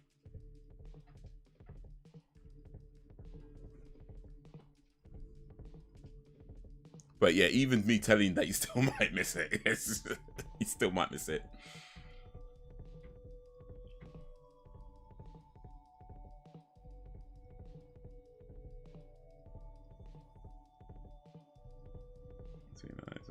Hardly watches anything with me. No, not just some interest, which is fortunate. Oh, indeed, indeed. And I'm old school shows, man. That's definitely a good thing to kind of go back and watch and relive some of those memories. It's a lot of TV, though. I mean, 24 was 9 seasons. However many episodes there. I mean, you got 200 and whatever. Was it 270 episodes for X-Files. It's a lot to get through, dude. It's a lot to get through, but I mean, a little bit of dedication, a little bit of coffee, you just might pull it off. In the show every time I see it back, he's in the background. Season, you know what? I know I have a screen grab somewhere. Let me see if I can find it. I'm pretty sure I have a screen grab somewhere. Let me see if I can find it. If I can find it, it might be on a different hard drive. If it's on a different hard drive, it's going to be awkward to show you because it's going to take a while to set it up. But if I have it, no, I don't think I'd have it, you know. I don't think I have it, at least not here. Oh, wait. No, I don't think I have it. It might be. I mean, I have it somewhere, but it'd be on a different hard drive, and that's gonna take. Yeah, I won't be able to set it up now. But I'm gonna have to maybe look for my other hard drive, and put it in a place where it's just easier for me to access. But let me show you something else, actually. If I can show you something else, this is pretty cool. I think this is pretty cool. If I could show, I don't know if I can show it to you though, fit without. Let me. Okay, well that's I need the window. What's it called? What's going on? Ish.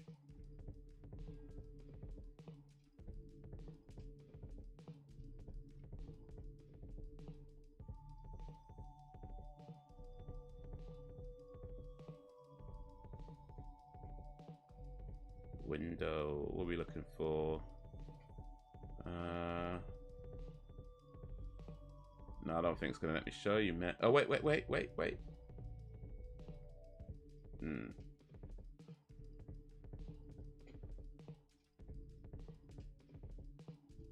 it's not gonna let me. Damn it. Sons of bitches. Oh, well. Oh, actually, I could do this. I could do this. Come back here. Drag that over here. No, wait. Let me, not drag it just yet.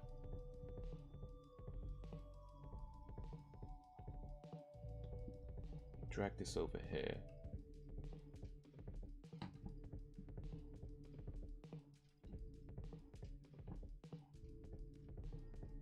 That didn't work, did it?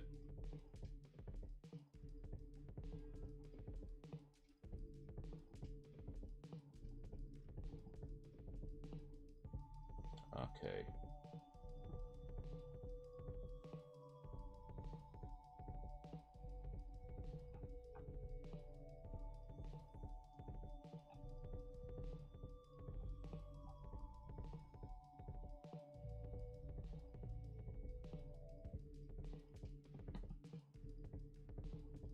Oh, where is it though?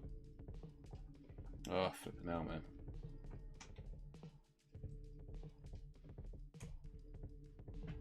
Oh, swear down, man.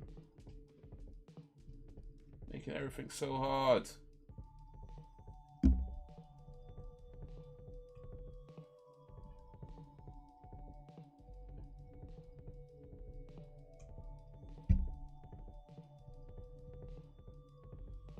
I'm just trying to show you your damn photo, man. Did it even... Oh, did it upload? Oh, bloody hell. Where's this? Yeah, it's not working. Sorry, guys. Sorry, guys. I can't get this thing to work.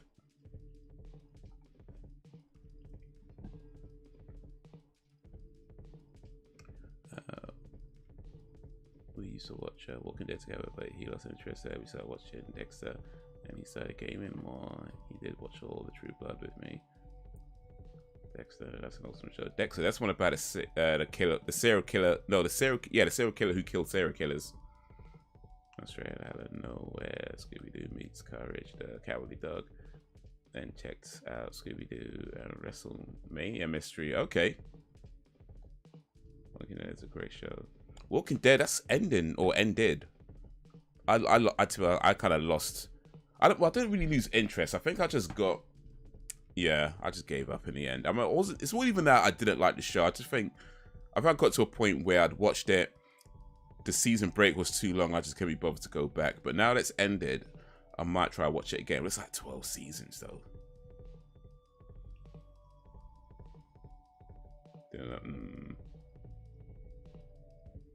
Yeah, and so was he, but you know, his online gaming friend and Call of Duty took over. Sparks always gravitate towards games because games are cool. Right.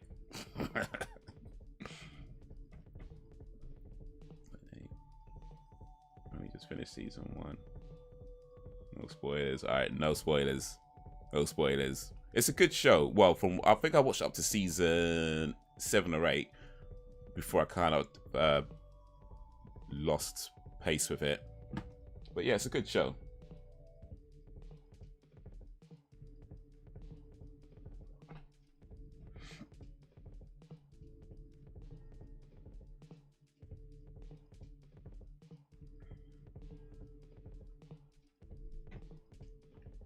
What was this? This was, let me see if I can find this again. March 2022. See if it actually uploaded. I need to look for March 2022.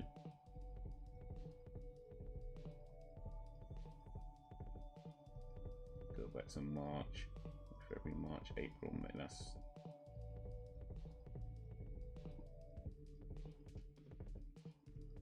ooh, there we go. There we go. Okay, there we go. Okay, let's try this again. So here's something else I can show you guys real quick.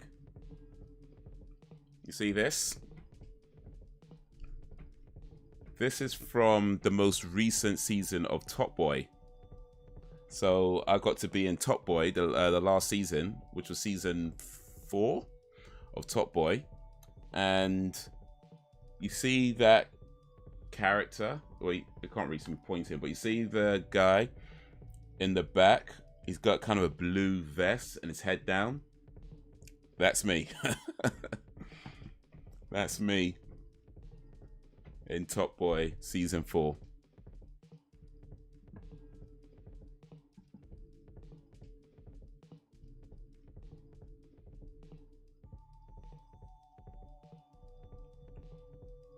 I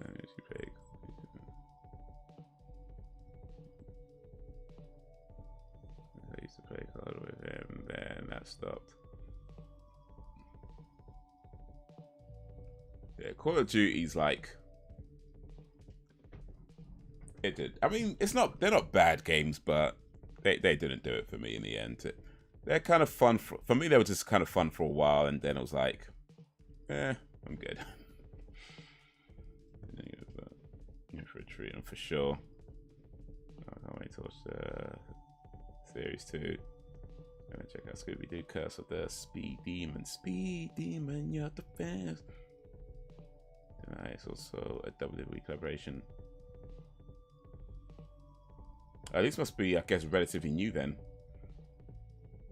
Yeah, I played back in the day. Used to enjoy it.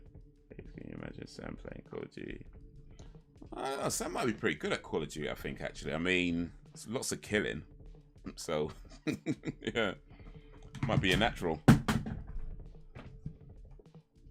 think the only issue Sam might have in Call of Duty is that I'm guessing Sam would prefer to use the knife, try to stab everybody, but it's gonna be difficult to get to people, get close enough when everyone's got guns. So I feel that's the only difficulty Sam's gonna have. If they had like a knives only option in Call of Duty, I think Sam would be pretty good at that. Is my guess. That's my guess.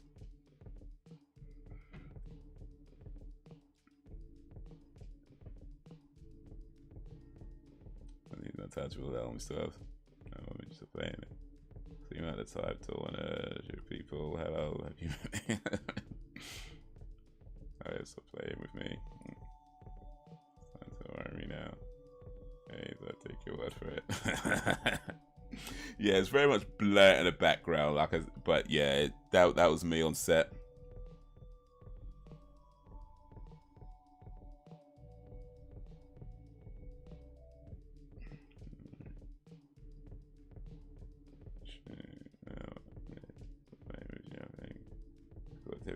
But he was enjoying it.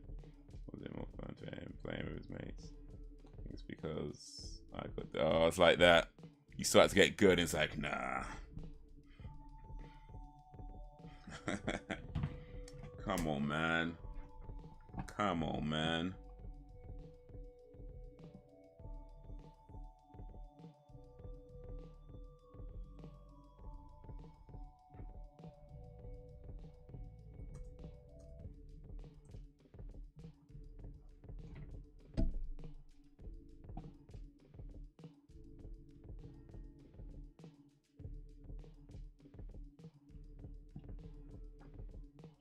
Nichols just couldn't accept that woman was kicking his ass. Man, that's a damn shame.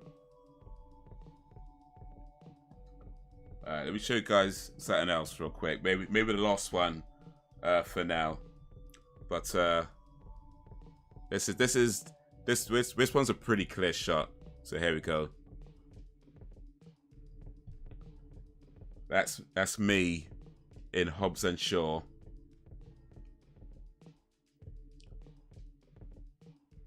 Standing next to Idris Elba as he faces down The Rock and Jason Statham.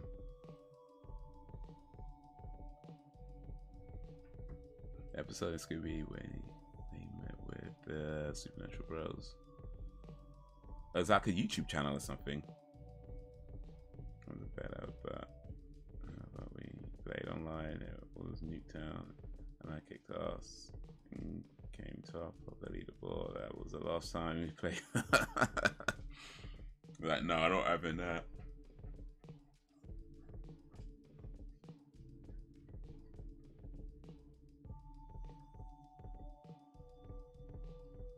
Not having that. Sam, not playing with you no more.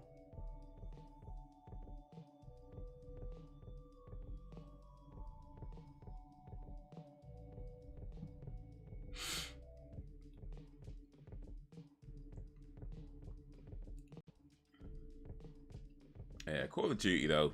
I mean, yeah. I think I got one of them somewhere. Or do I?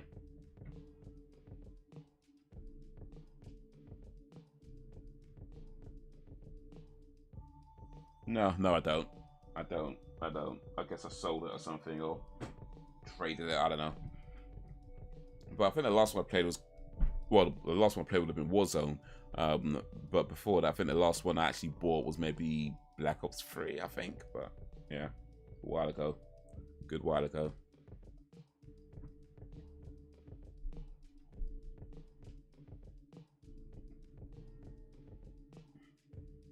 Yeah, they met up with Wonder Woman and Wanda Sykes. Okay, well, the comedian. Nice.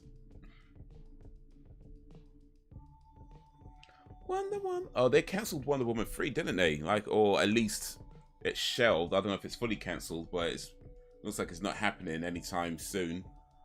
So if they ever bring it back again, it's probably going to be somebody else playing Wonder Woman.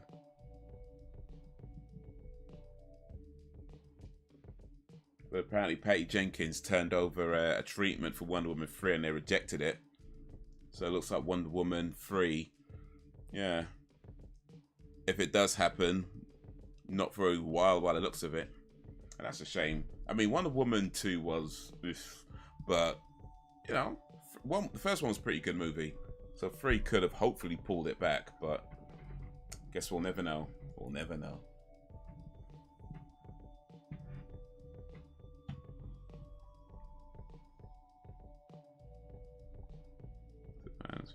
Name it up with those two. And then met up with the Blue Falcon. I watched that movie too. The same, my language got very colorful that game. I may have called him a pussy ass bitch. Okay. Shit.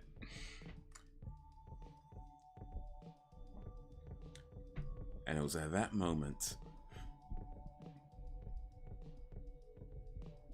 But you know, I think that's pretty common for Call of Duty though. So like that kind of language is pretty common for Call of Duty. That would have fit right in, I think. So I wouldn't even worry about it. There's probably worse things being said on Call of Duty than that. Like far worse things. Like, that's probably tame compared to the things that get said on Call of Duty. I wouldn't even worry about it.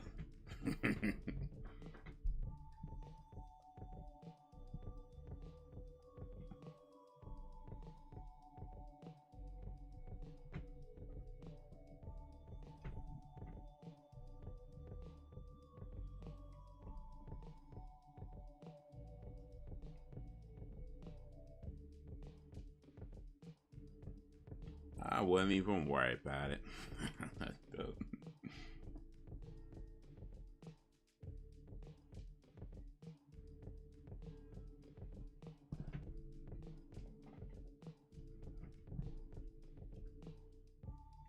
I think if you ever said something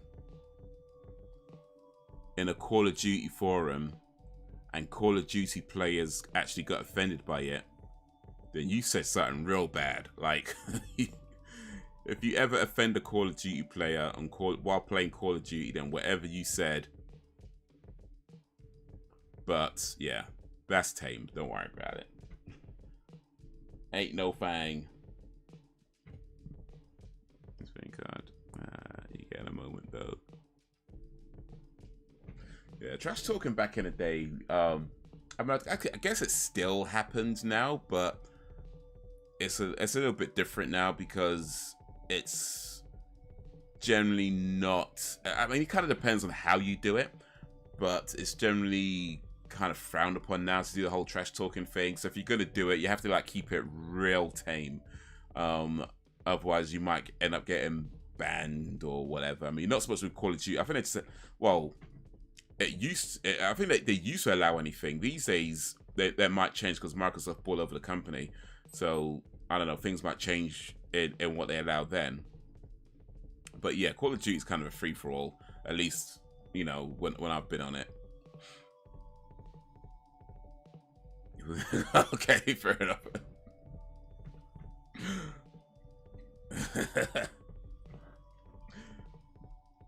It's probably when you said that he was like, I've created a monster.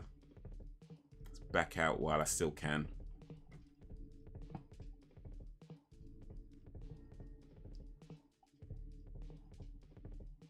I created a monster, but nobody wants to see Marsh no more. They want Shetty on chopped liver.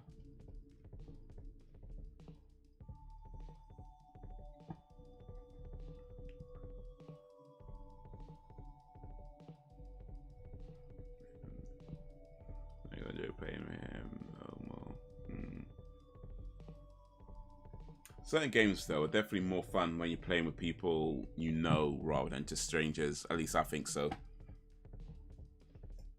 So, yeah.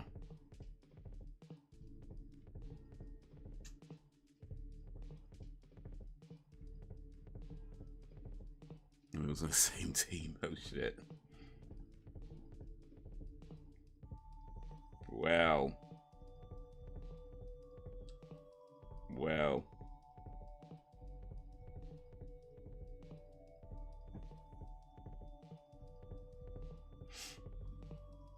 Wow.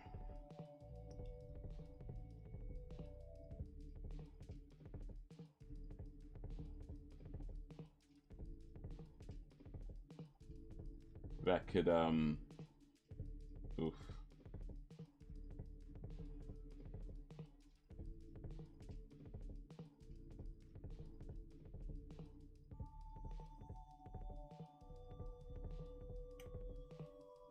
I have no regrets. It was a fun game for me anyway. Oh, no, what am I doing here?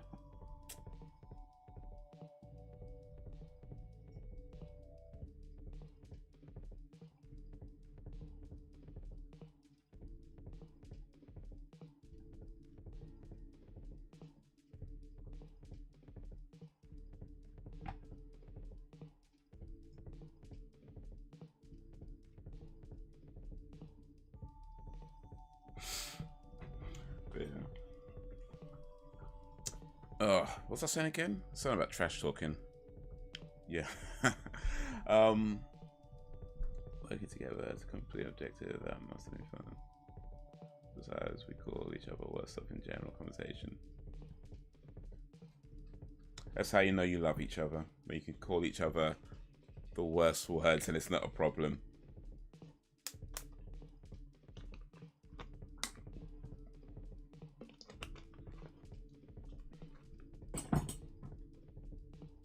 But yeah, online forums can be wild though, like when it comes to certain things. Like, I don't play a lot online these days. There's like very few games I actually play. Like, so pretty just Overwatch, really, Overwatch 2. And most people don't really talk on that, at least not in my experience. And the ones that do, you just play music or whatever. But mate, some of the stuff I've heard in certain forums, especially like games like Call of Duty, like usually shooting games or like Halo, they can get wild.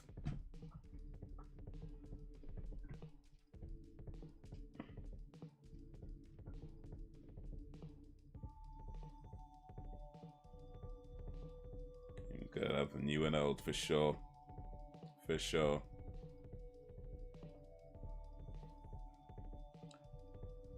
I like games. I like games. I like games. I like games. Games are my favorite thing. Well, maybe not my favorite thing, but you know, they're so they're up there. They're up there.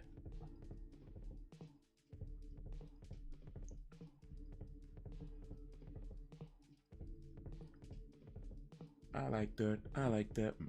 I like that. I like that. Boom, boom, boom, boom, boom, boom. I used to play online, but not anymore. Yeah, it's kind of a long thing for me. Like most of the time, I don't even bother with it. It's yeah, I prefer the single player stuff. That's yeah, it's cool. It's cool. But yeah, online stuff is just it's a bit long, and depending on the game as well. Like some games, unless you're like a pro whatever or like a semi, you know, certain games it's like I don't mind being bad at a game, but certain games it's like unless you're winning, you're not having fun. You know what I mean? Like that's one of the things I like about Overwatch. Like you don't have to win to have fun. Whereas a lot of other games, it's like unless you're winning or at least getting some kind of whatever. It's like it just gets a bit much after a while, especially certain like Call of Duty. You go in there and you're just getting shot like within like 5 seconds or whatever, and it's like, no, I can't do this, man. This is long. It's long. So many jokes all the time. In fact, his nickname is Cuntface. Mine is Dickhead. Ah. Love and marriage, love and marriage goes together like a da da da da.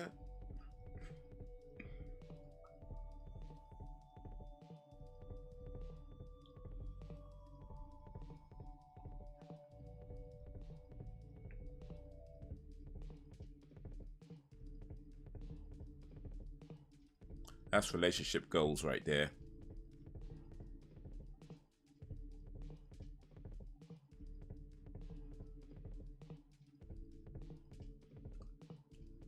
When you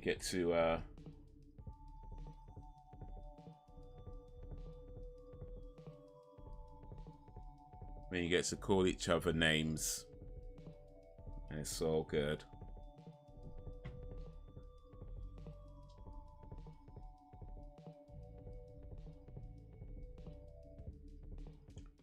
Band of Brothers. Oh yeah, I never watched that show, but I remember. Wasn't that the one with David Schwimmer? I think was in that, wasn't he?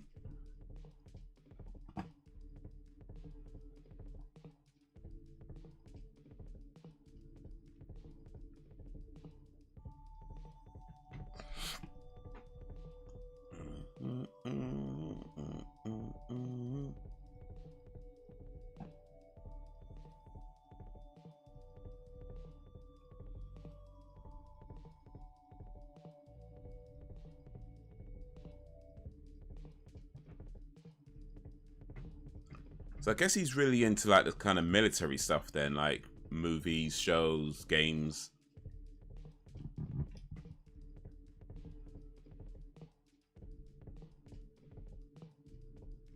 Gonna be in a relationship where you don't rip each other verbally apart in fun, of course. Oh yeah, it's gonna be in fun. I mean, if it was like actual abusive talk, that'd be yeah, not nice. So yeah, gotta be all in good fun, and may it stay that way forever and ever.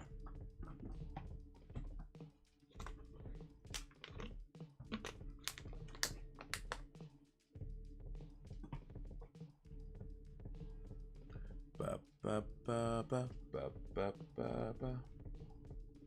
Da da da da da da da da da.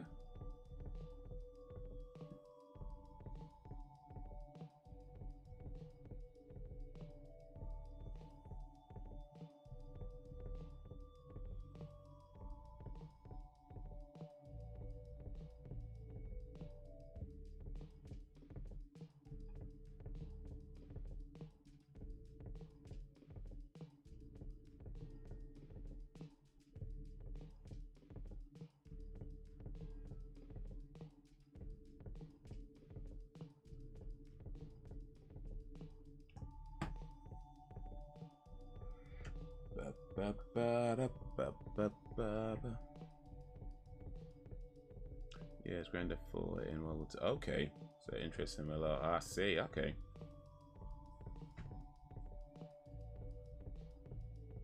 It's Grand Theft 4 in World War II. Now he fights in Verdansk.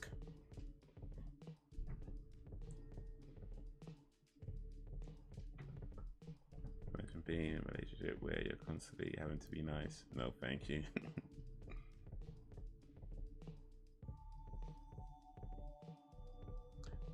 Well, how do you do?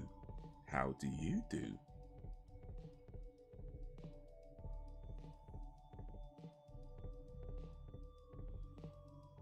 But yeah, I think what some people, I don't want to say a lot of people because I don't know, but I feel like something that's at least some people don't really want to admit is that just a tiny little bit of toxicity. It's a tiny little bit of toxicity could go a long way in you know, maintaining a good relationship. Just a tiny little bit, you know. Of course, you don't want a whole lot of toxicity, because that's right. But just a tiny little bit. And all the stuff that people complain about and say is problematic and whatever, even things like that, done in the right dose, at the right time,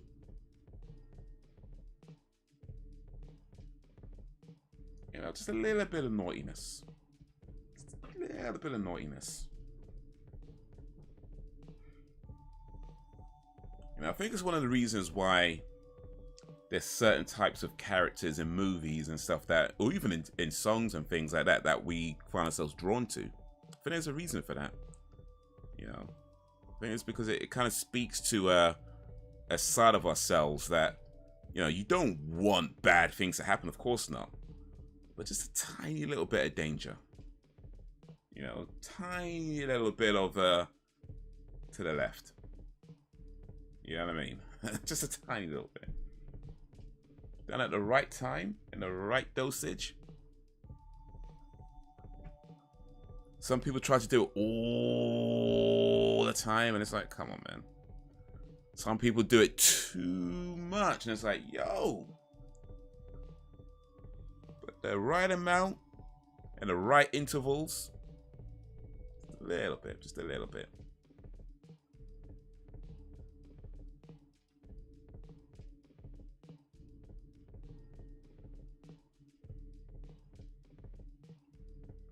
Up, everyone is a little toxic and nice all the time. It's boring. Yeah, people get bored. I mean, how many times have you heard someone say this? Usually a woman as well, by the way. Usually, where they will say they were with a guy. He was a nice guy. You know, he had a good job, really respectful. Took me out. Was very attentive. Done nice things for me, surprised me, done all these cool things, and then at the end they were like, yeah, they broke up with him because he was, you know, he just wasn't for, and all their friends would say, but why? He sounds perfect. He sounds perfect. But they all know why. They all know why.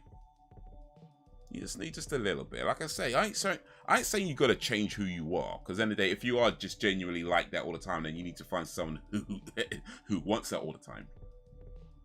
But yeah, I feel like I understand it just a little bit. I mean, you don't want someone who's going to beat you up and smack you around and do all that kind of nonsense, right? But sometimes you just need a little bit of spontaneity. You know, a little bit of a walk on the wild side, just to keep things interesting. You know? Like,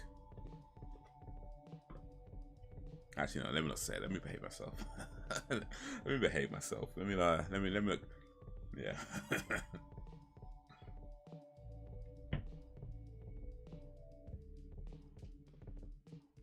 Let me behave myself. Let me not give my stuff away. Let me not give away my toxicity. Let me just shut up. Actually, let me just just stop talking.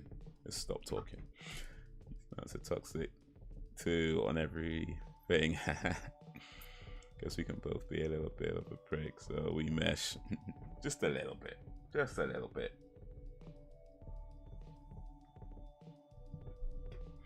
Just a little bit. But yeah, I mean, I get it. Well, I feel like I get it. I mean, of course, I don't know how much... But my version of a little bit of toxicity might be different to your version of a little bit of toxicity. But yeah, I think I understand it, you know.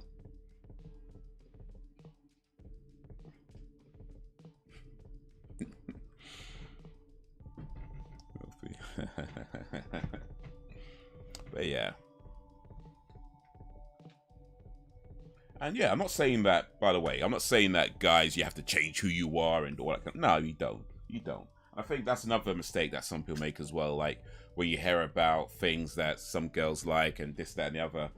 I mean, ultimately, you got to ask yourself, like, who do you want to be in this world? And if you are genuinely the type of person who is like just nice all the time, and you know you like to be that way, and that's how you like to be in the world, then cool. I ain't saying that. I ain't saying you got to change yourself. I ain't saying that.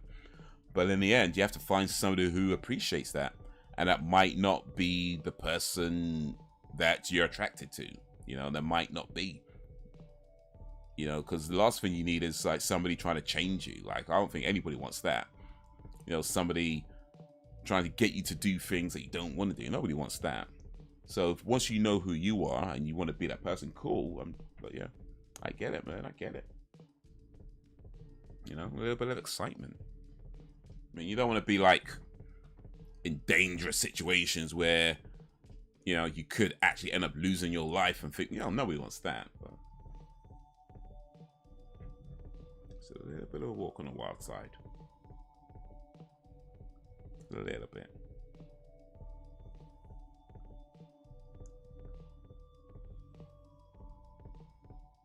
On the fact, I can be a dickhead at least. I ain't pretending to be someone I'm not indeed. And that's not, and that, yeah, and that's like, I mean, as it sounds like you found someone that accepts you for who you are. You know, because if you was with somebody who was looking for somebody to just be nice all the time and never even joke about certain things, you know, and they're constantly trying to change you and say, don't say that, don't say that, don't say that, don't. Come on, you know, nobody wants that. You know, nobody wants to be with somebody that fundamentally doesn't want to be with them. You know what I mean? And somebody who's trying to change you clearly doesn't want to be with you. They want to be with a different version of you that isn't you. And it's just not you. So it's like, look, if that's who they are, if they're trying to change you like that, it's like, nah. And by the way, I'm not saying that you can't grow and learn. And of course, people kind of naturally change over time anyway. And of course, we all can make mistakes and get things wrong. And that's all part of being with somebody and learning where the boundaries are and all that sort of stuff. But when it comes to changing who you are at a core level, nah. If they don't like you, all right, time to find someone who does.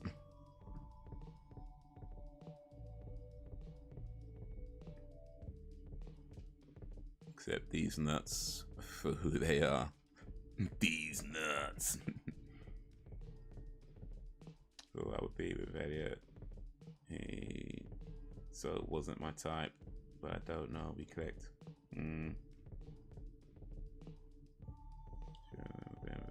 You're in good company. Make that sound like it's your soulmate. That's one of the things about types, though, isn't it? Like, I feel like I think a lot of people have had this experience where you have a type. You know, you want to have this and be that way, and you come up with all these things that you think is your type, and then lo and behold, the person you end up falling for is nothing like that. You know, nothing like that. And depending on what you were looking for, that could be a good thing or a bad thing, of course. I mean, just saying, the person you end up falling for is nothing like what you thought your type was. It is what it is, man. It is what it is.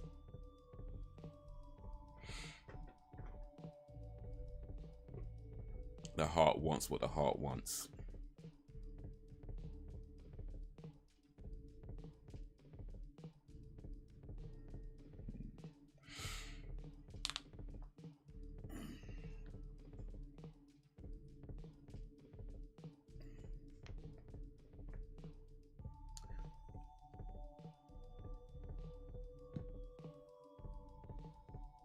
Actually, I was saying a moment ago that nobody wants to be in like a real badly toxic relationship. I just remembered I saw this video of a woman who was saying, and maybe this was a joke and I just didn't understand it was a joke, possibly, but there's this woman just saying that, yeah, she wants that kind of bad toxic relationship with somebody, that she actually wants that. She wants somebody to be in that. Like, yeah, I'm not sure you know what you're asking for at that point. Like, that, yeah.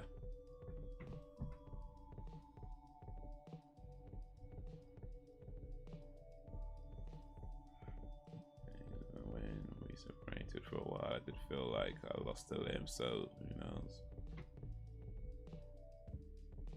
Well, I mean, technically, you lost several limbs. It's a whole human body of limbs that you lost. So, yeah, that makes sense. That makes sense.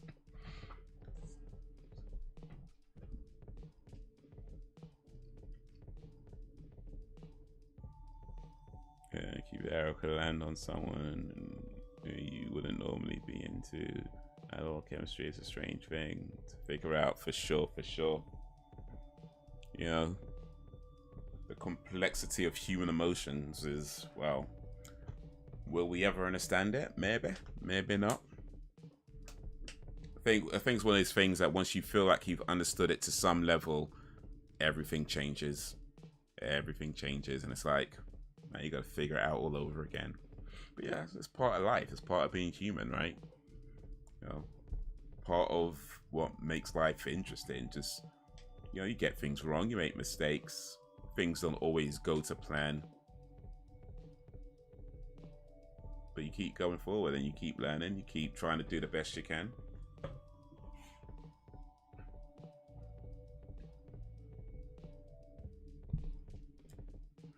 And I had to go through where it was bad, toxic, but we both were dealing with stuff and couldn't come together, but it ended up okay in the end. That must have been a tough period to go through. That must have been a tough period to go, because I feel like when it's like that, you're kind of trying to decide whether it's worth sticking out, whether it's worth working through, you know. And those decisions are tough because everybody's like in your ear about what you should and shouldn't do, right? You should do this, you should do that, you should do this, you should. Everybody's in your ear. And the only thing you can do is really make, you know, kind of decide for yourself, but there's no right or wrong answers in the end. You just kind of have to go with one and hope that it works out, but be prepared for it not to. You know, I feel like that's the only thing you could do. Just pick one, pick something and hope it works out, and be prepared for it not to. And luckily in your case it did work out, so you did. It was all right. But yeah, man, it's tough. I'm saying it's tough like I know. I mean, I assume it's tough. It sounds tough.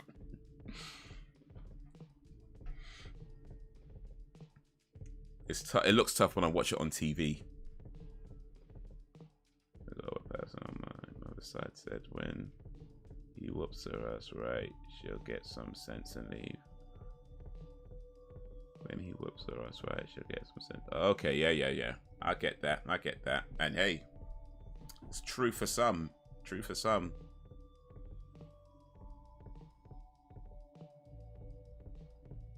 Maybe even most. I don't know the statistics, but yeah.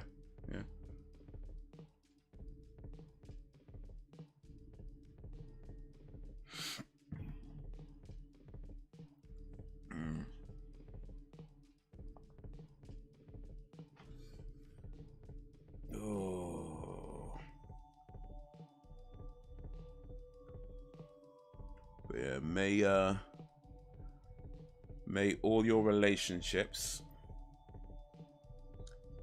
have the right amount of the right ratio of niceness to toxicity for it to work out for you.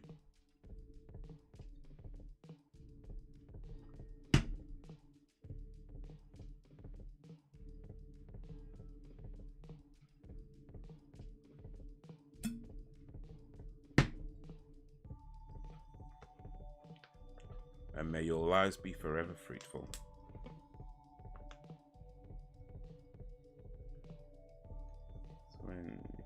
But she did manipulate him, and yeah, it broke me. Well, I used the time to sort me out and get mentally stronger. But you managed to come back together. Old school Southerners and Midwesterners will get it. You straight, zero sugarcoating. No sugar, just spice.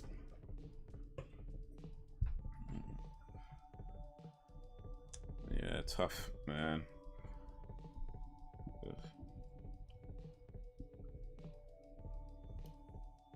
But yeah,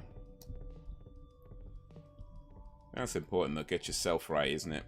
Get yourself right, and then make it. Then figure out what you need to do. Get yourself right.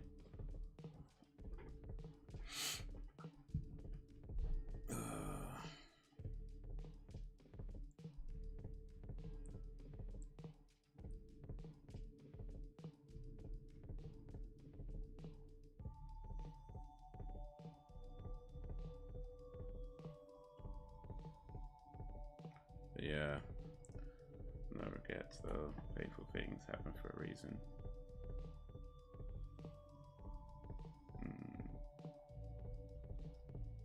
Yeah, I guess well, let's say what doesn't kill you will only make you stronger, right?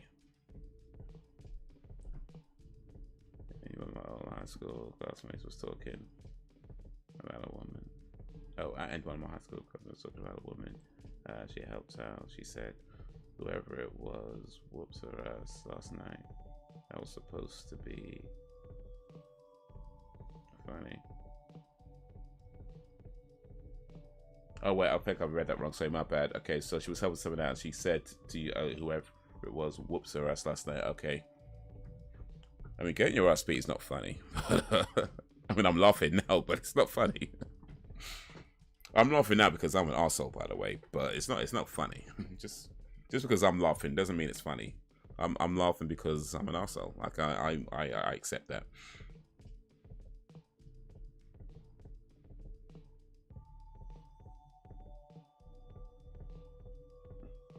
But yeah, it's not funny.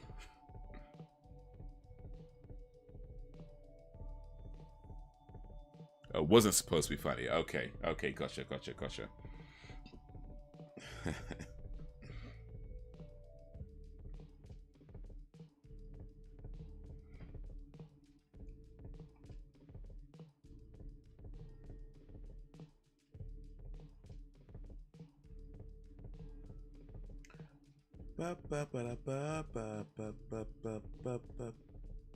You see what I meant, dog.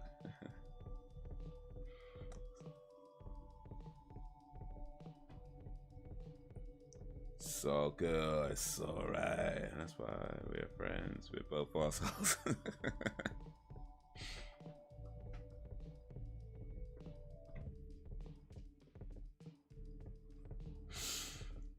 Oh man. It's a funny old world, ain't it? It's a funny old world.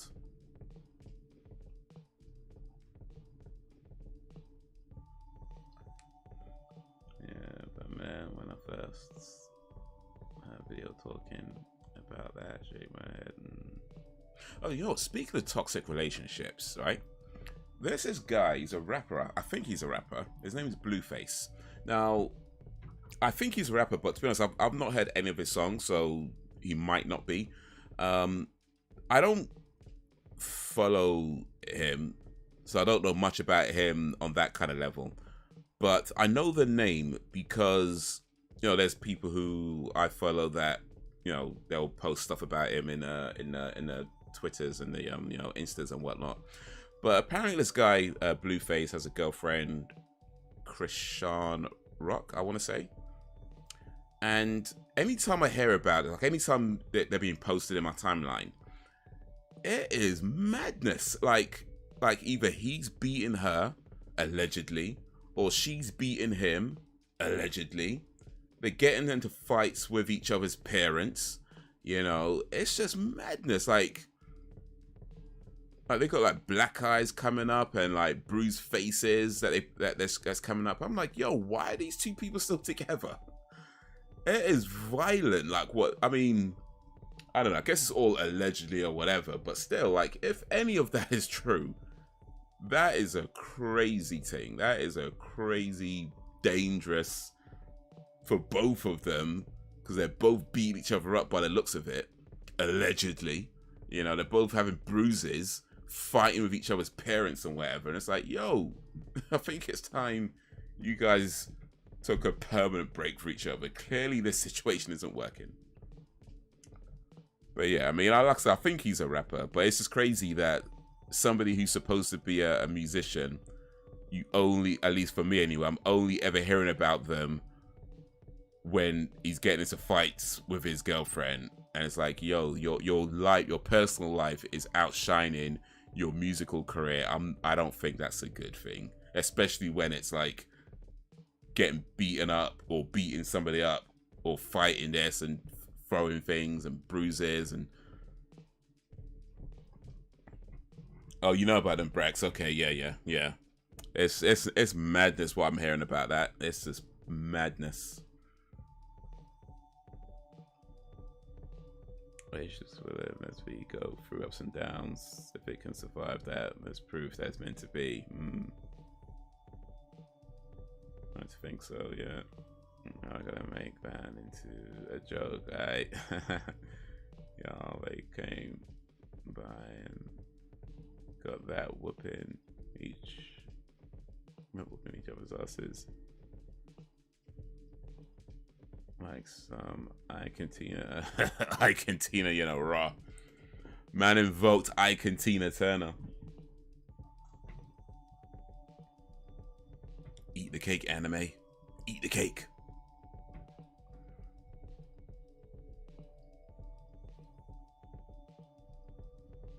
Oh, that kind of love can be addictive.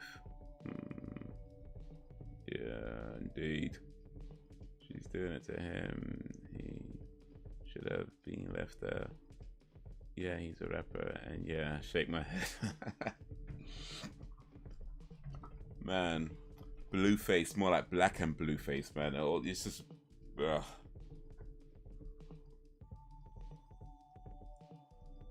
Apparently got some documentary coming out. I have no intention of watching it.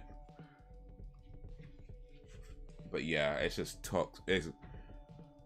Oh, excuse me. It's just mad violence I'm hearing anytime I see them posted. I'm like, yo. It's not love though. That's an unhealthy obsession. That could be it. That could be it. You are or you ain't. Anime book. You are or you ain't. Eat the cake, anime. Eat the cake, anime. I said eat the cake.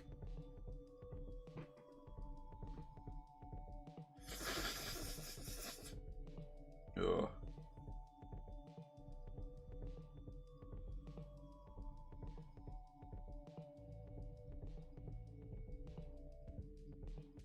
Yeah, Tina Turner was legendary though still.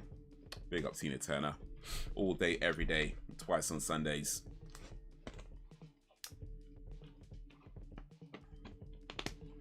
But yeah, boy.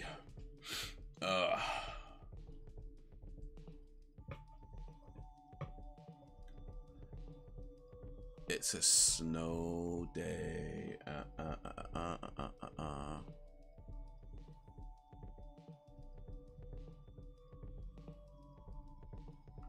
He should have smacked her when she smacked him. Maybe. I mean,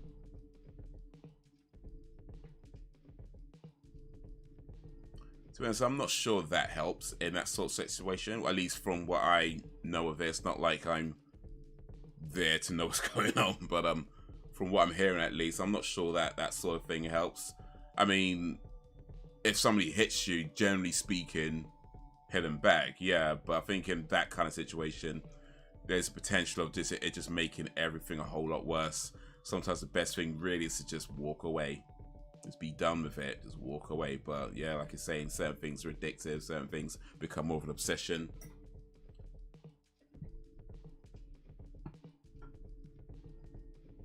Yo, what up, Ben? Tina Turner's son, Ronnie, died the other day. Oh, I didn't hear that. Oh, man. Rest in peace to Ronnie Turner. That's sad.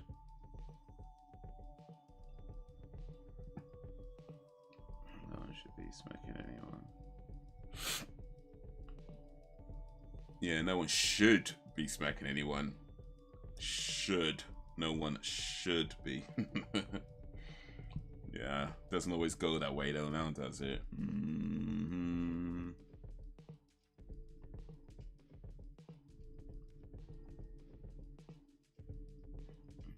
Was a better artist or something. When she was still with Ike, but of course you made the right choice to leave him. it's all gonna be on him. They say they can reach it, etc.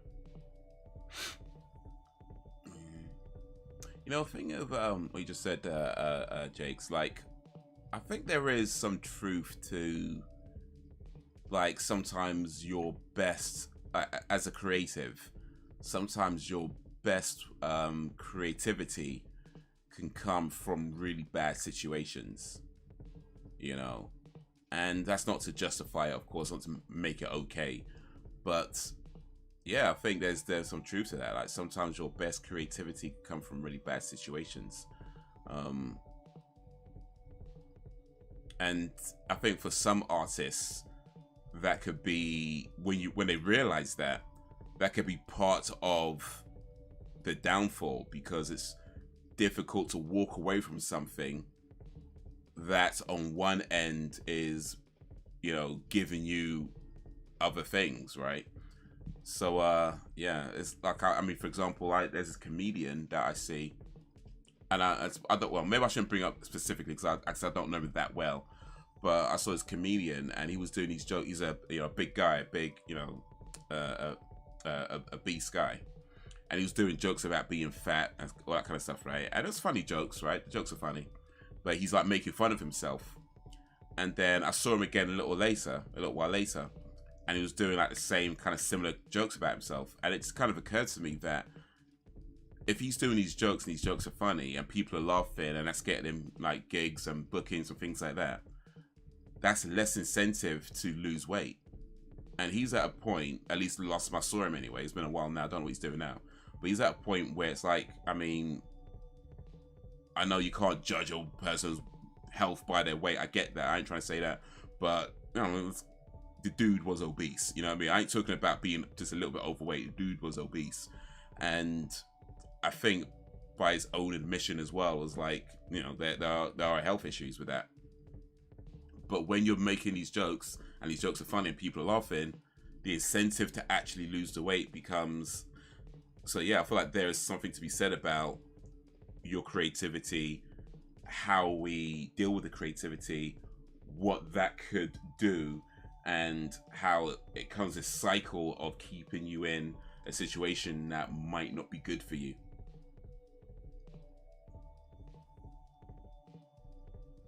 Not all the time, of course, but yeah.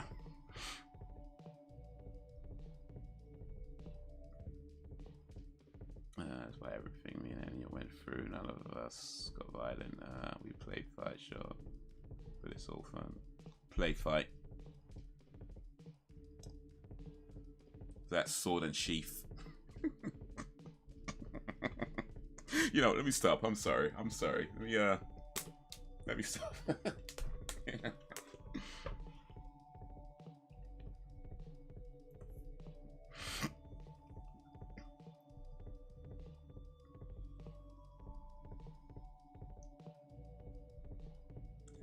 Yeah. Someone froze the best. In 3 pages, 19 or 20. The videos I've seen, he's a laid back guy. That's my issue with body positivity. They promote obesity, and that's not healthy. And the thing about body positivity, I feel like that's a good thing in general. Like, you should, you know, feel good about yourself no matter what your size is, right? But yeah, it should never become to a point where it's like understanding that, because people who are, say, unhealthily overweight or into the obese levels, you know, it's difficult to lose the weight if you feel rotten. I get that. So helping people to, you know, first love themselves and to be positive about themselves, that goes a long way into helping somebody make better health choices, right? But that shouldn't mean encouraging somebody to make bad choices. You know what I mean? There should always be that understanding of, yes, you should feel good about yourself. Yes, you should love yourself. Yes, you should care about yourself. And yes, you should feel positive and confident in who you are, no matter what your size. But understand that, you know, certain choices are actually shown to be bad for your health. And if all you're really doing is saying, eat that cake, eat that cake, have some more, have some more, have some more, eat the cake, have some more, never exercise, eat that cake. If that's what you're doing, which, let's be honest, in some cases it's pretty much what that is, yeah, you're not helping, or rather you're not helping in a way you think you might be helping.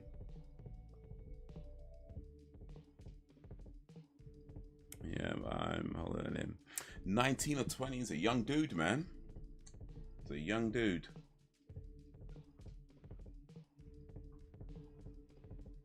Let me say, you fat phobic, and that's rooted in racism. They are off the rocker. Wait, fat phobic? No, you know what? Not just. Yeah.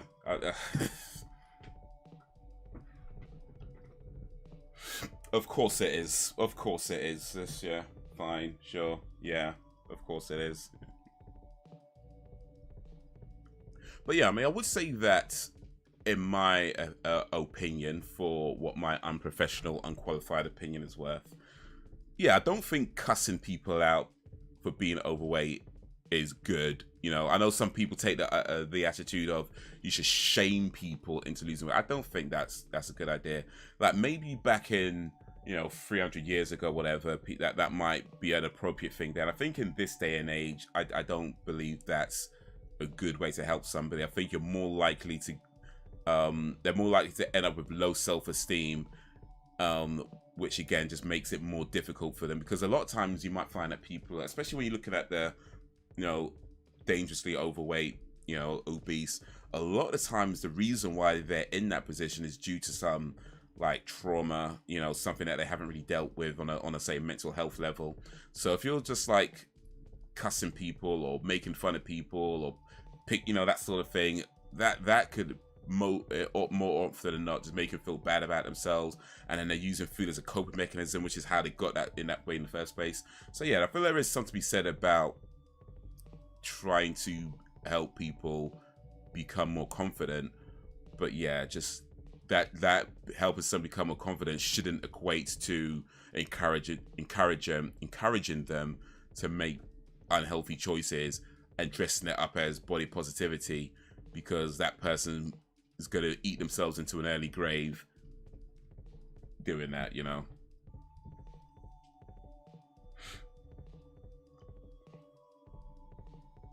In fact, Boogie298 says, it's not, you know, Boogie298, he's a YouTuber, he's a obese YouTuber, and he used to say this, he said, there's a lot of old people, there's a lot of fat people, but there's not too many old and fat people. So yeah, there is that.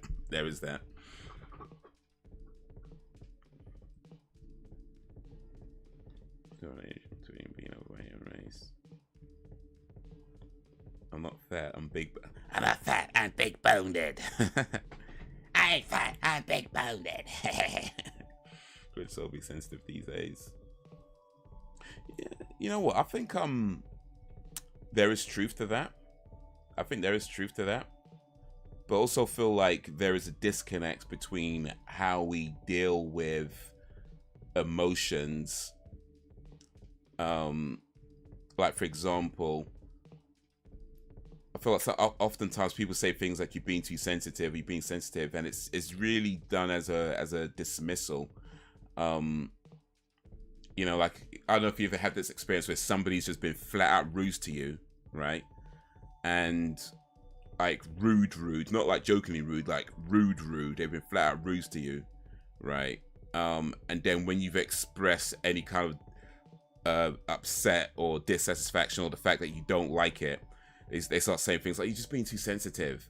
Like, you're supposed to be okay with them, you know, you're being rude to you. It's like, no, you know what I mean? So yeah, there is truth to the idea that some people are maybe a little bit too sensitive, but I think there's also that line to be drawn about not just calling everything being too sensitive, and understanding that, you know, there are issues that people are dealing with, and if we're not sensitive to those issues, then we can end up being part of making those issues even worse, you know.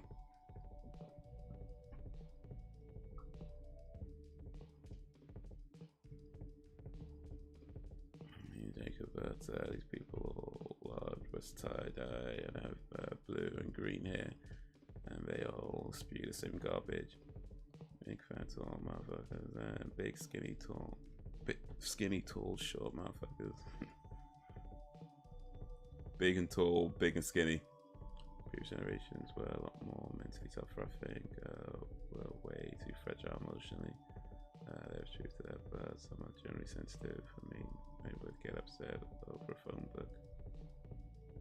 Oh, yeah.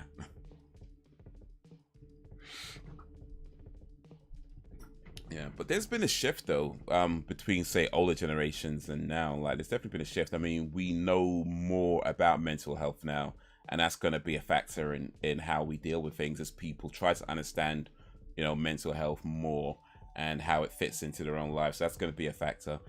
Also, there's a lot more resources and options now. So, you know, back in the day, you didn't have many options but to get on with it, right?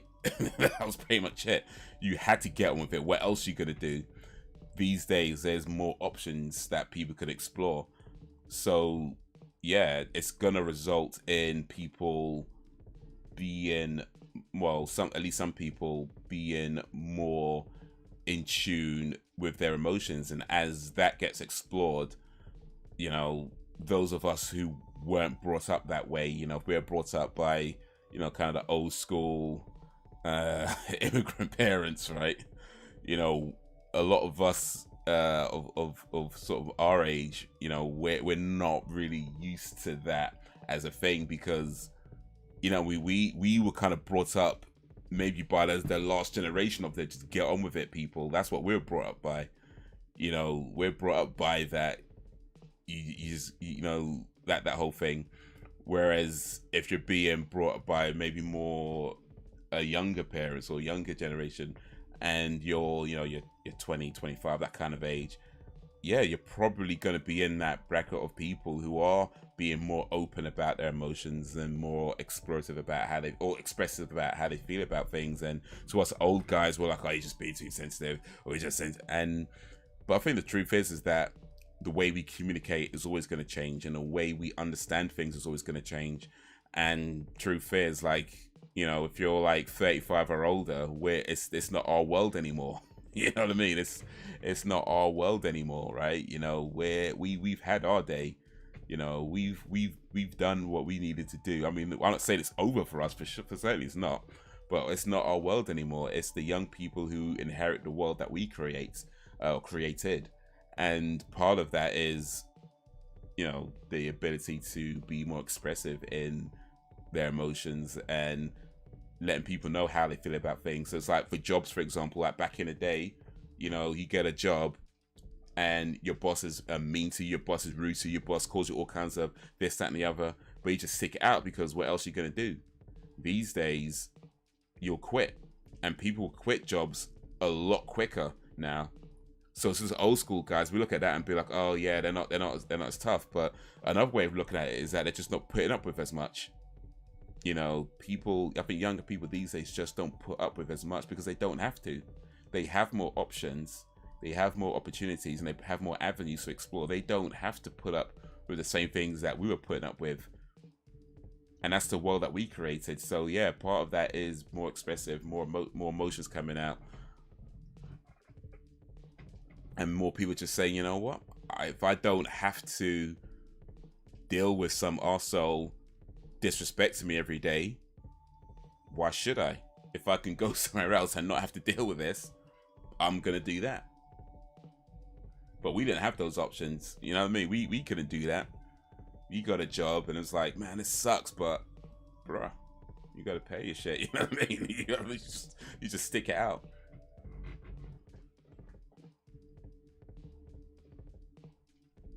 And we didn't even have too many avenues of who you can even go to and talk to about how you felt about things. We didn't have that. Yeah, we didn't have no, well, I mean, therapy existed, but it wasn't a thing that people would do, right? And you couldn't talk to your family about certain things. You couldn't talk to your friends about it. You just kind of kept it to yourself, right? That's what we did. But these days, people don't have to do that. They have options, they have avenues, they have people they can go to. It's not a bad thing. I don't think so anyway. It's just the way it looks is going to be so vastly different to what we're used to, you know. They need to use a forklift to find the Gucci and Dig. I mean, the forklift would probably kill them though. I also see people use mental health as an excuse to be crap. Oh yeah, for sure. Yeah. Those of us who actually battle with real mental health stuff, we have more strength in us than these people can ever imagine. Do you think that society has made us brittle emotionally? Most of us hasn't experienced real hardship, and the moment we encounter a difficult situation, we crumble. Do you think social media is probably the thing for people being more emotionally sensitive? There's recent self-recorded video of Starbucks play who was up with his feelings about his workouts being changed and say, yeah, I really nigga all that shit. Yeah, I mean, I think there's all truth to all of that, you know. You know, somebody who works a job and their hours get changed. I mean, to be fair, if your hours got changed without it being agreed first, I mean, if I worked a job and I was working, say, 4 hours and then it got changed to 8 hours without it being agreed with me first, like they didn't ask me first, I'll be pissed too. I mean, I don't think I'd make a TikTok video and cry about it, but I'd be pissed if that happened to me. But I mean, yes, social media. I don't think social media is to blame, so to speak. Or was it? What actually? What did you say? Oh yeah, I don't think it's to blame. I mean, it's definitely something that's going to shine a light more on something that already existed. You know what I mean? Like, people, if you're 20 years old, you're an adult now, most of your life is communicating through, well, at least a large portion of your life is communicating through social media. So it's going to be a massive way of how people communicate their issues. So TikTok videos of people crying, I guess, is kind of part of that. But that's not necessarily representative of the whole. That's just this one individual, for whatever reason, didn't feel that he could just talk to his boss and say, hey, I didn't agree to these hours. I want my original hours back. He felt the only option was, so yeah, there is definitely truth to the idea that some people have kind of, but there've always been people like that. There's always been people who didn't know how to handle a situation, right? They've always existed. That's not new. It's just now we have a light shined on it where we see it more. But it doesn't necessarily mean that's a representation of the whole generation. At least I don't believe it is. Not that I could, from what I can tell in my amateur ways. But yeah, I mean, what's the size made as brittle though? I mean, I don't know if I'd use the word brittle, but certainly I feel like, I mean, here's the thing. I heard somebody say this. He said, tough times create tough men. Tough men create, I think it's easy times. Easy times create weak men. Weak men create tough times. So there's like it's like a cycle. You know what I mean? If you grew up in a tough situation, because of that, it made you tough, resilient, and everything else, and then you create a life where you've now maybe got money, and so because you worked so hard to not be in that situation anymore. Your kids growing up, you know, they have it relatively easier. I mean, of course, they're gonna have, everybody has their own problems, I know, but generally speaking, they're going to have certain things easier than you did. They're going to grow up in that world and create worlds based on their experiences. You know, it's somewhat cyclical. But it's, yeah, I think it's just inevitable of how we evolve as humans and how we adapt to the times that we're in. You know, you go back far enough, like as a person, you had to know how to hunt, you had to know how to cook, you had to know how to skin an animal, you had to know how to keep warm, how to make clothes, how to, you know, all these sorts of stuff you had to learn how to do. You had to learn how to defend yourself and your family. You had to learn to do all that stuff. As an individual, you had to learn all that stuff.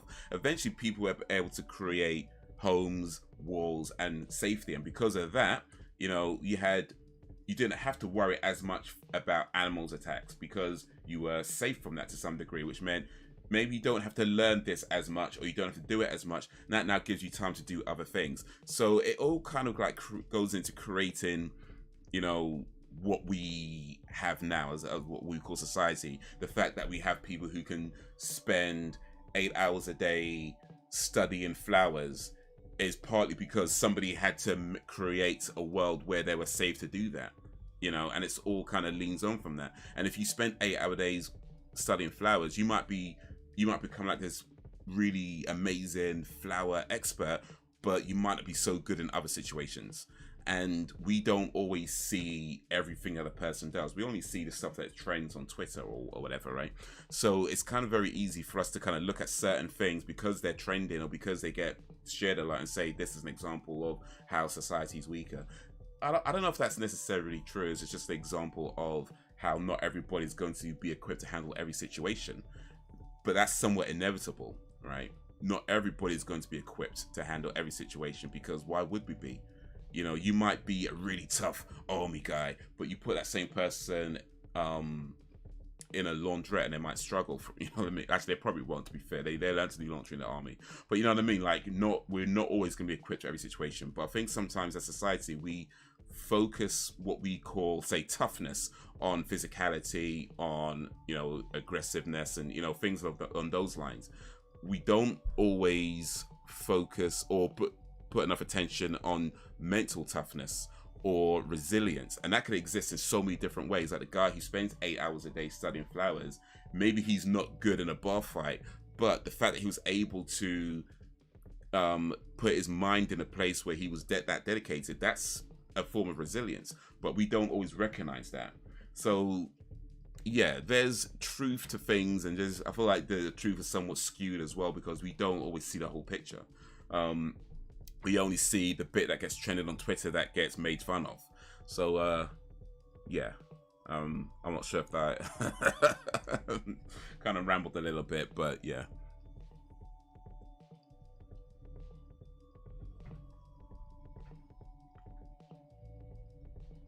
Like, yeah, like the guy in Starbucks, for example, like, you know, crying about the hours that got changed. I mean, that's a situation that, at least from the outside, looks like he couldn't handle. But that guy, that same guy, could be like really great in so many other situations that we'll never know about. You know, he might be the perfect guy to have around. In fact, he probably is like the best guy to have around if you need a cup of coffee. You know what I mean? He could probably make a real good espresso. But we don't see that. We just see this bit. And it's like, look at these guys, you know. I think it's important to remember that the things that we see trending is just a snapshot of a person's moment in history, and it doesn't necessarily represent that person, let alone the generation they're from.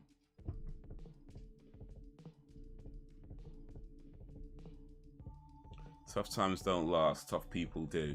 Well,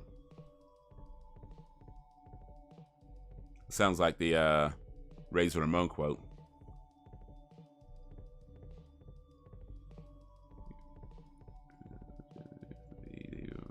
Problems and still have to deal with ups and downs. That's throughout you, yeah. And even more so since lockdown. And I think so. They're like, yeah, like, what the hell about this dude was actually like someone stole his yeah. Anthony Jacob go through battles people can handle. Interacting with someone online isn't really healthy. If that's what you do the majority of the time, nothing beats with contraction. No, I'll agree with that. 100% agree with that.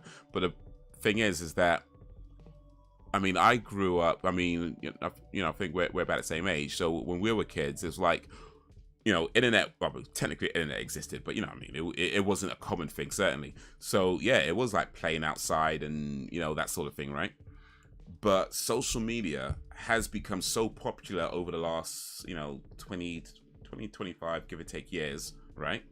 So a young person now, if you're 20 years old now, most of your lived experience is TikTok. Well, not TikTok, but, you know, Twitter or Instagram or, you know, things like that. And that's not anything that you've done personally to make that. That's just how the world was when you got here. You know, so you're used to posting things on Instagram. You're used to seeing the likes go up in certain pictures or the likes not go up on other pictures, and this idea of gratification through external means. You're used to that because that's the world you grow up in, not the world you chose to grow up in. It's just the world that's how the world was when you got here. So if you're 20 years old now, that's, you know, your average 20-year-old, that's going to be what they know. So if that's your lived experience up to 20 years old, your mindset's going to be completely different to somebody who got to 20 years old, never even knew what social media was because it hadn't even been invented yet, you know, because it was just different times from when you reached that point in your life. So it's not like the 20-year-old made themselves that way. That's just how the world was when it got there. We actually made the world, really. No, we made the world that way, really. We screwed it up. They just picking up the pieces.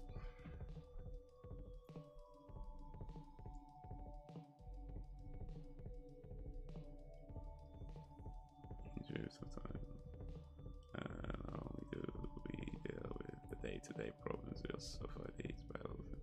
Yeah, that makes you strong, my father. So I create build resilience. That's probably why we don't like people who cry over using the wrong pronouns. It's like, dude, really? I deal with depression every day, but you like coping techniques. People don't get Nichols. That's fine. Talking about do you agree or disagree that school curriculums are a waste of time? It's an endless panel. I don't know if they're a waste of time. I would say they probably need to be revised though. At least from what I understand of them. I don't think I'll say they're a waste of time, but yeah, I think there's probably things that need to be revised because I think a lot of the school curriculums don't really address how kids are now, you know. Like it's difficult for teachers when they're dealing with a student who they feel like they know how to teach, right? But they're not allowed to teach the student in that way because the school curriculum doesn't allow it. You know, so there's things I think that should be revised, but I don't know if I'd say it's a waste of time. I mean, you got to have some kind of educational thing standard, right? Things such as photosynthesis instead of vital, valuable real life skills such as how income tax works, how to start a business, etc. And that's one hell of a question. Yeah.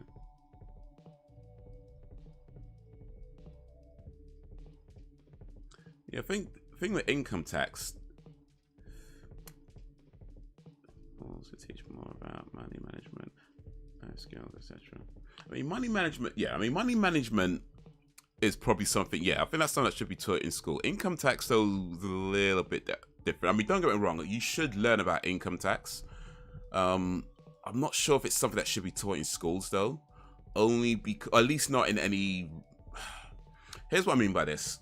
Learning about income tax is only really useful, or learning about income tax in any real detail is only really useful if you're self-employed or an accountant, right? If you're employed, the only thing you need to know about income tax is that it comes out of your wages. You know, that's pretty much it. The rest, you know, you can know it if you want to, but it's not really going to do much for you if you're employed because it's all done for you. So yeah, I think money management, at least at a basic level, should be taught probably in secondary schools. Probably income tax should come up because I guess it's under money management, but I don't know if that should be taught as a thing to learn.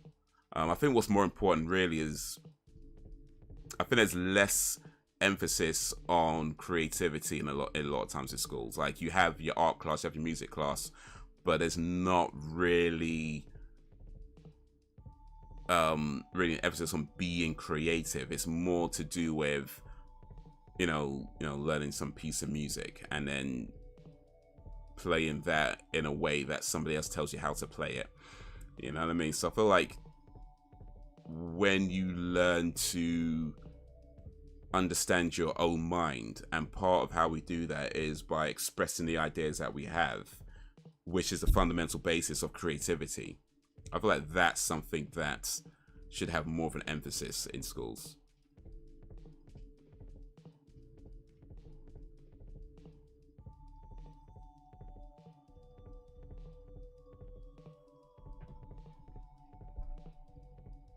And allowing people to, allowing teachers rather to be able to teach. I think a lot of the way it's done now really hinders teachers from being able to teach.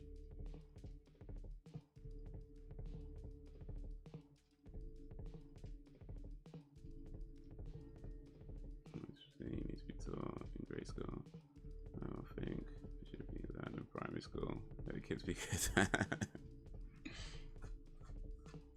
But yeah, I mean, photosynthesis, I mean, that came up in my school as well. I feel like that's fine. I wouldn't replace photosynthesis with money management. I don't think it needs to be replaced. You know, I think it's a good idea to have as broad a knowledge as possible, right? Because ultimately, school can't teach you everything. That's just a given. There's only so much you're going to learn in school anyway.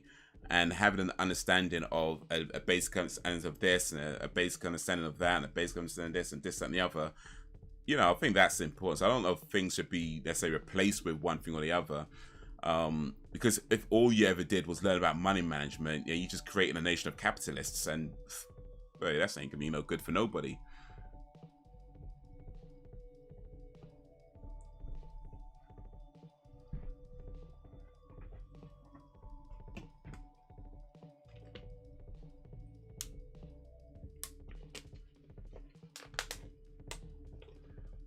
The Senate passed a mandatory bill for high school students to have a class on banking, savings, checking accounts, etc. Okay, that's pretty cool.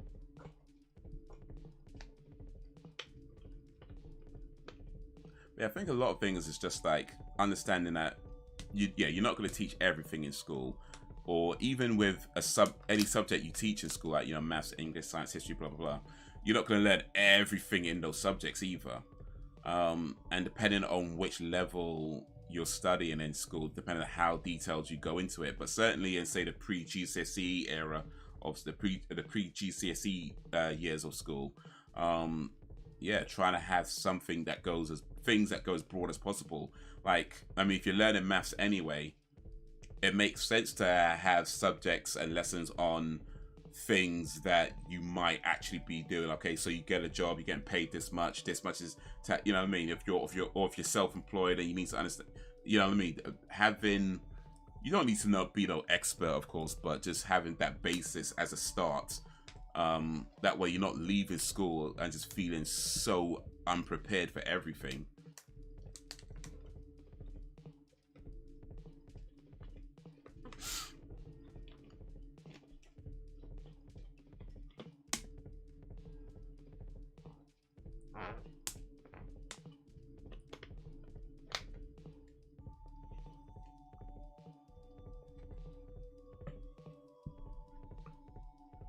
Yeah, because that's one of the things that happened when I left school, is that overwhelming feeling of like, I'm so unprepared for. I mean, I get it. You can't teach everything. I say you can't teach everything, but even still, it was that overwhelming feeling of being so unprepared for things. And it was like, man, you just spent all these years in school.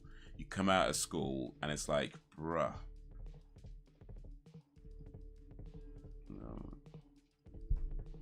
Do stuff around the house if she wanted money. I'll be doing the same with the younger ones.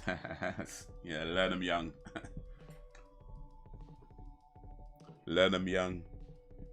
You know, when you give them, you know what you should do, yeah?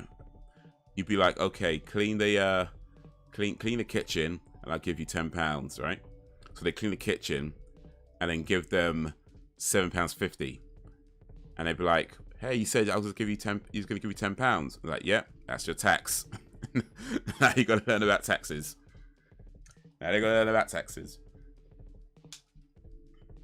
And bills and rent. From that £10, they left with like 50p or something. 20, yeah, exactly. That's pretty much how it works in the job market. You look up a job, and it tells you, yeah, this job pays, I don't know, 20 grand a year, whatever. You don't get 20 grand. That's before tax. you get what the taxman leaves you with, and that ain't 20 grand. So yeah, that big number entices you, and it's like, man. All right, guys, it is 8 minutes past 12. We are officially in tomorrow right now, so yeah, about time I start wrapping this up because I should be laying my head down to rest because you're gonna strike. Oh, indeed. Don't teach her about unions just yet. You know, leave that for later on. But yeah, should be live streaming again on Friday this week, methinks. Playing some video games. Maybe dropping a video during the week or a live stream during the week if possible. But if not, then yeah, should be back again on Friday, God willing. But yeah, that's going to be all for now. To be fair, it's great. It's grateful I did that. Just careful with our own money. Oh, that's good. That's good. Don't spend it all at once. She goes a strike. So do I. But yeah, guys, you have been awesome as always. I appreciate you and all that you do.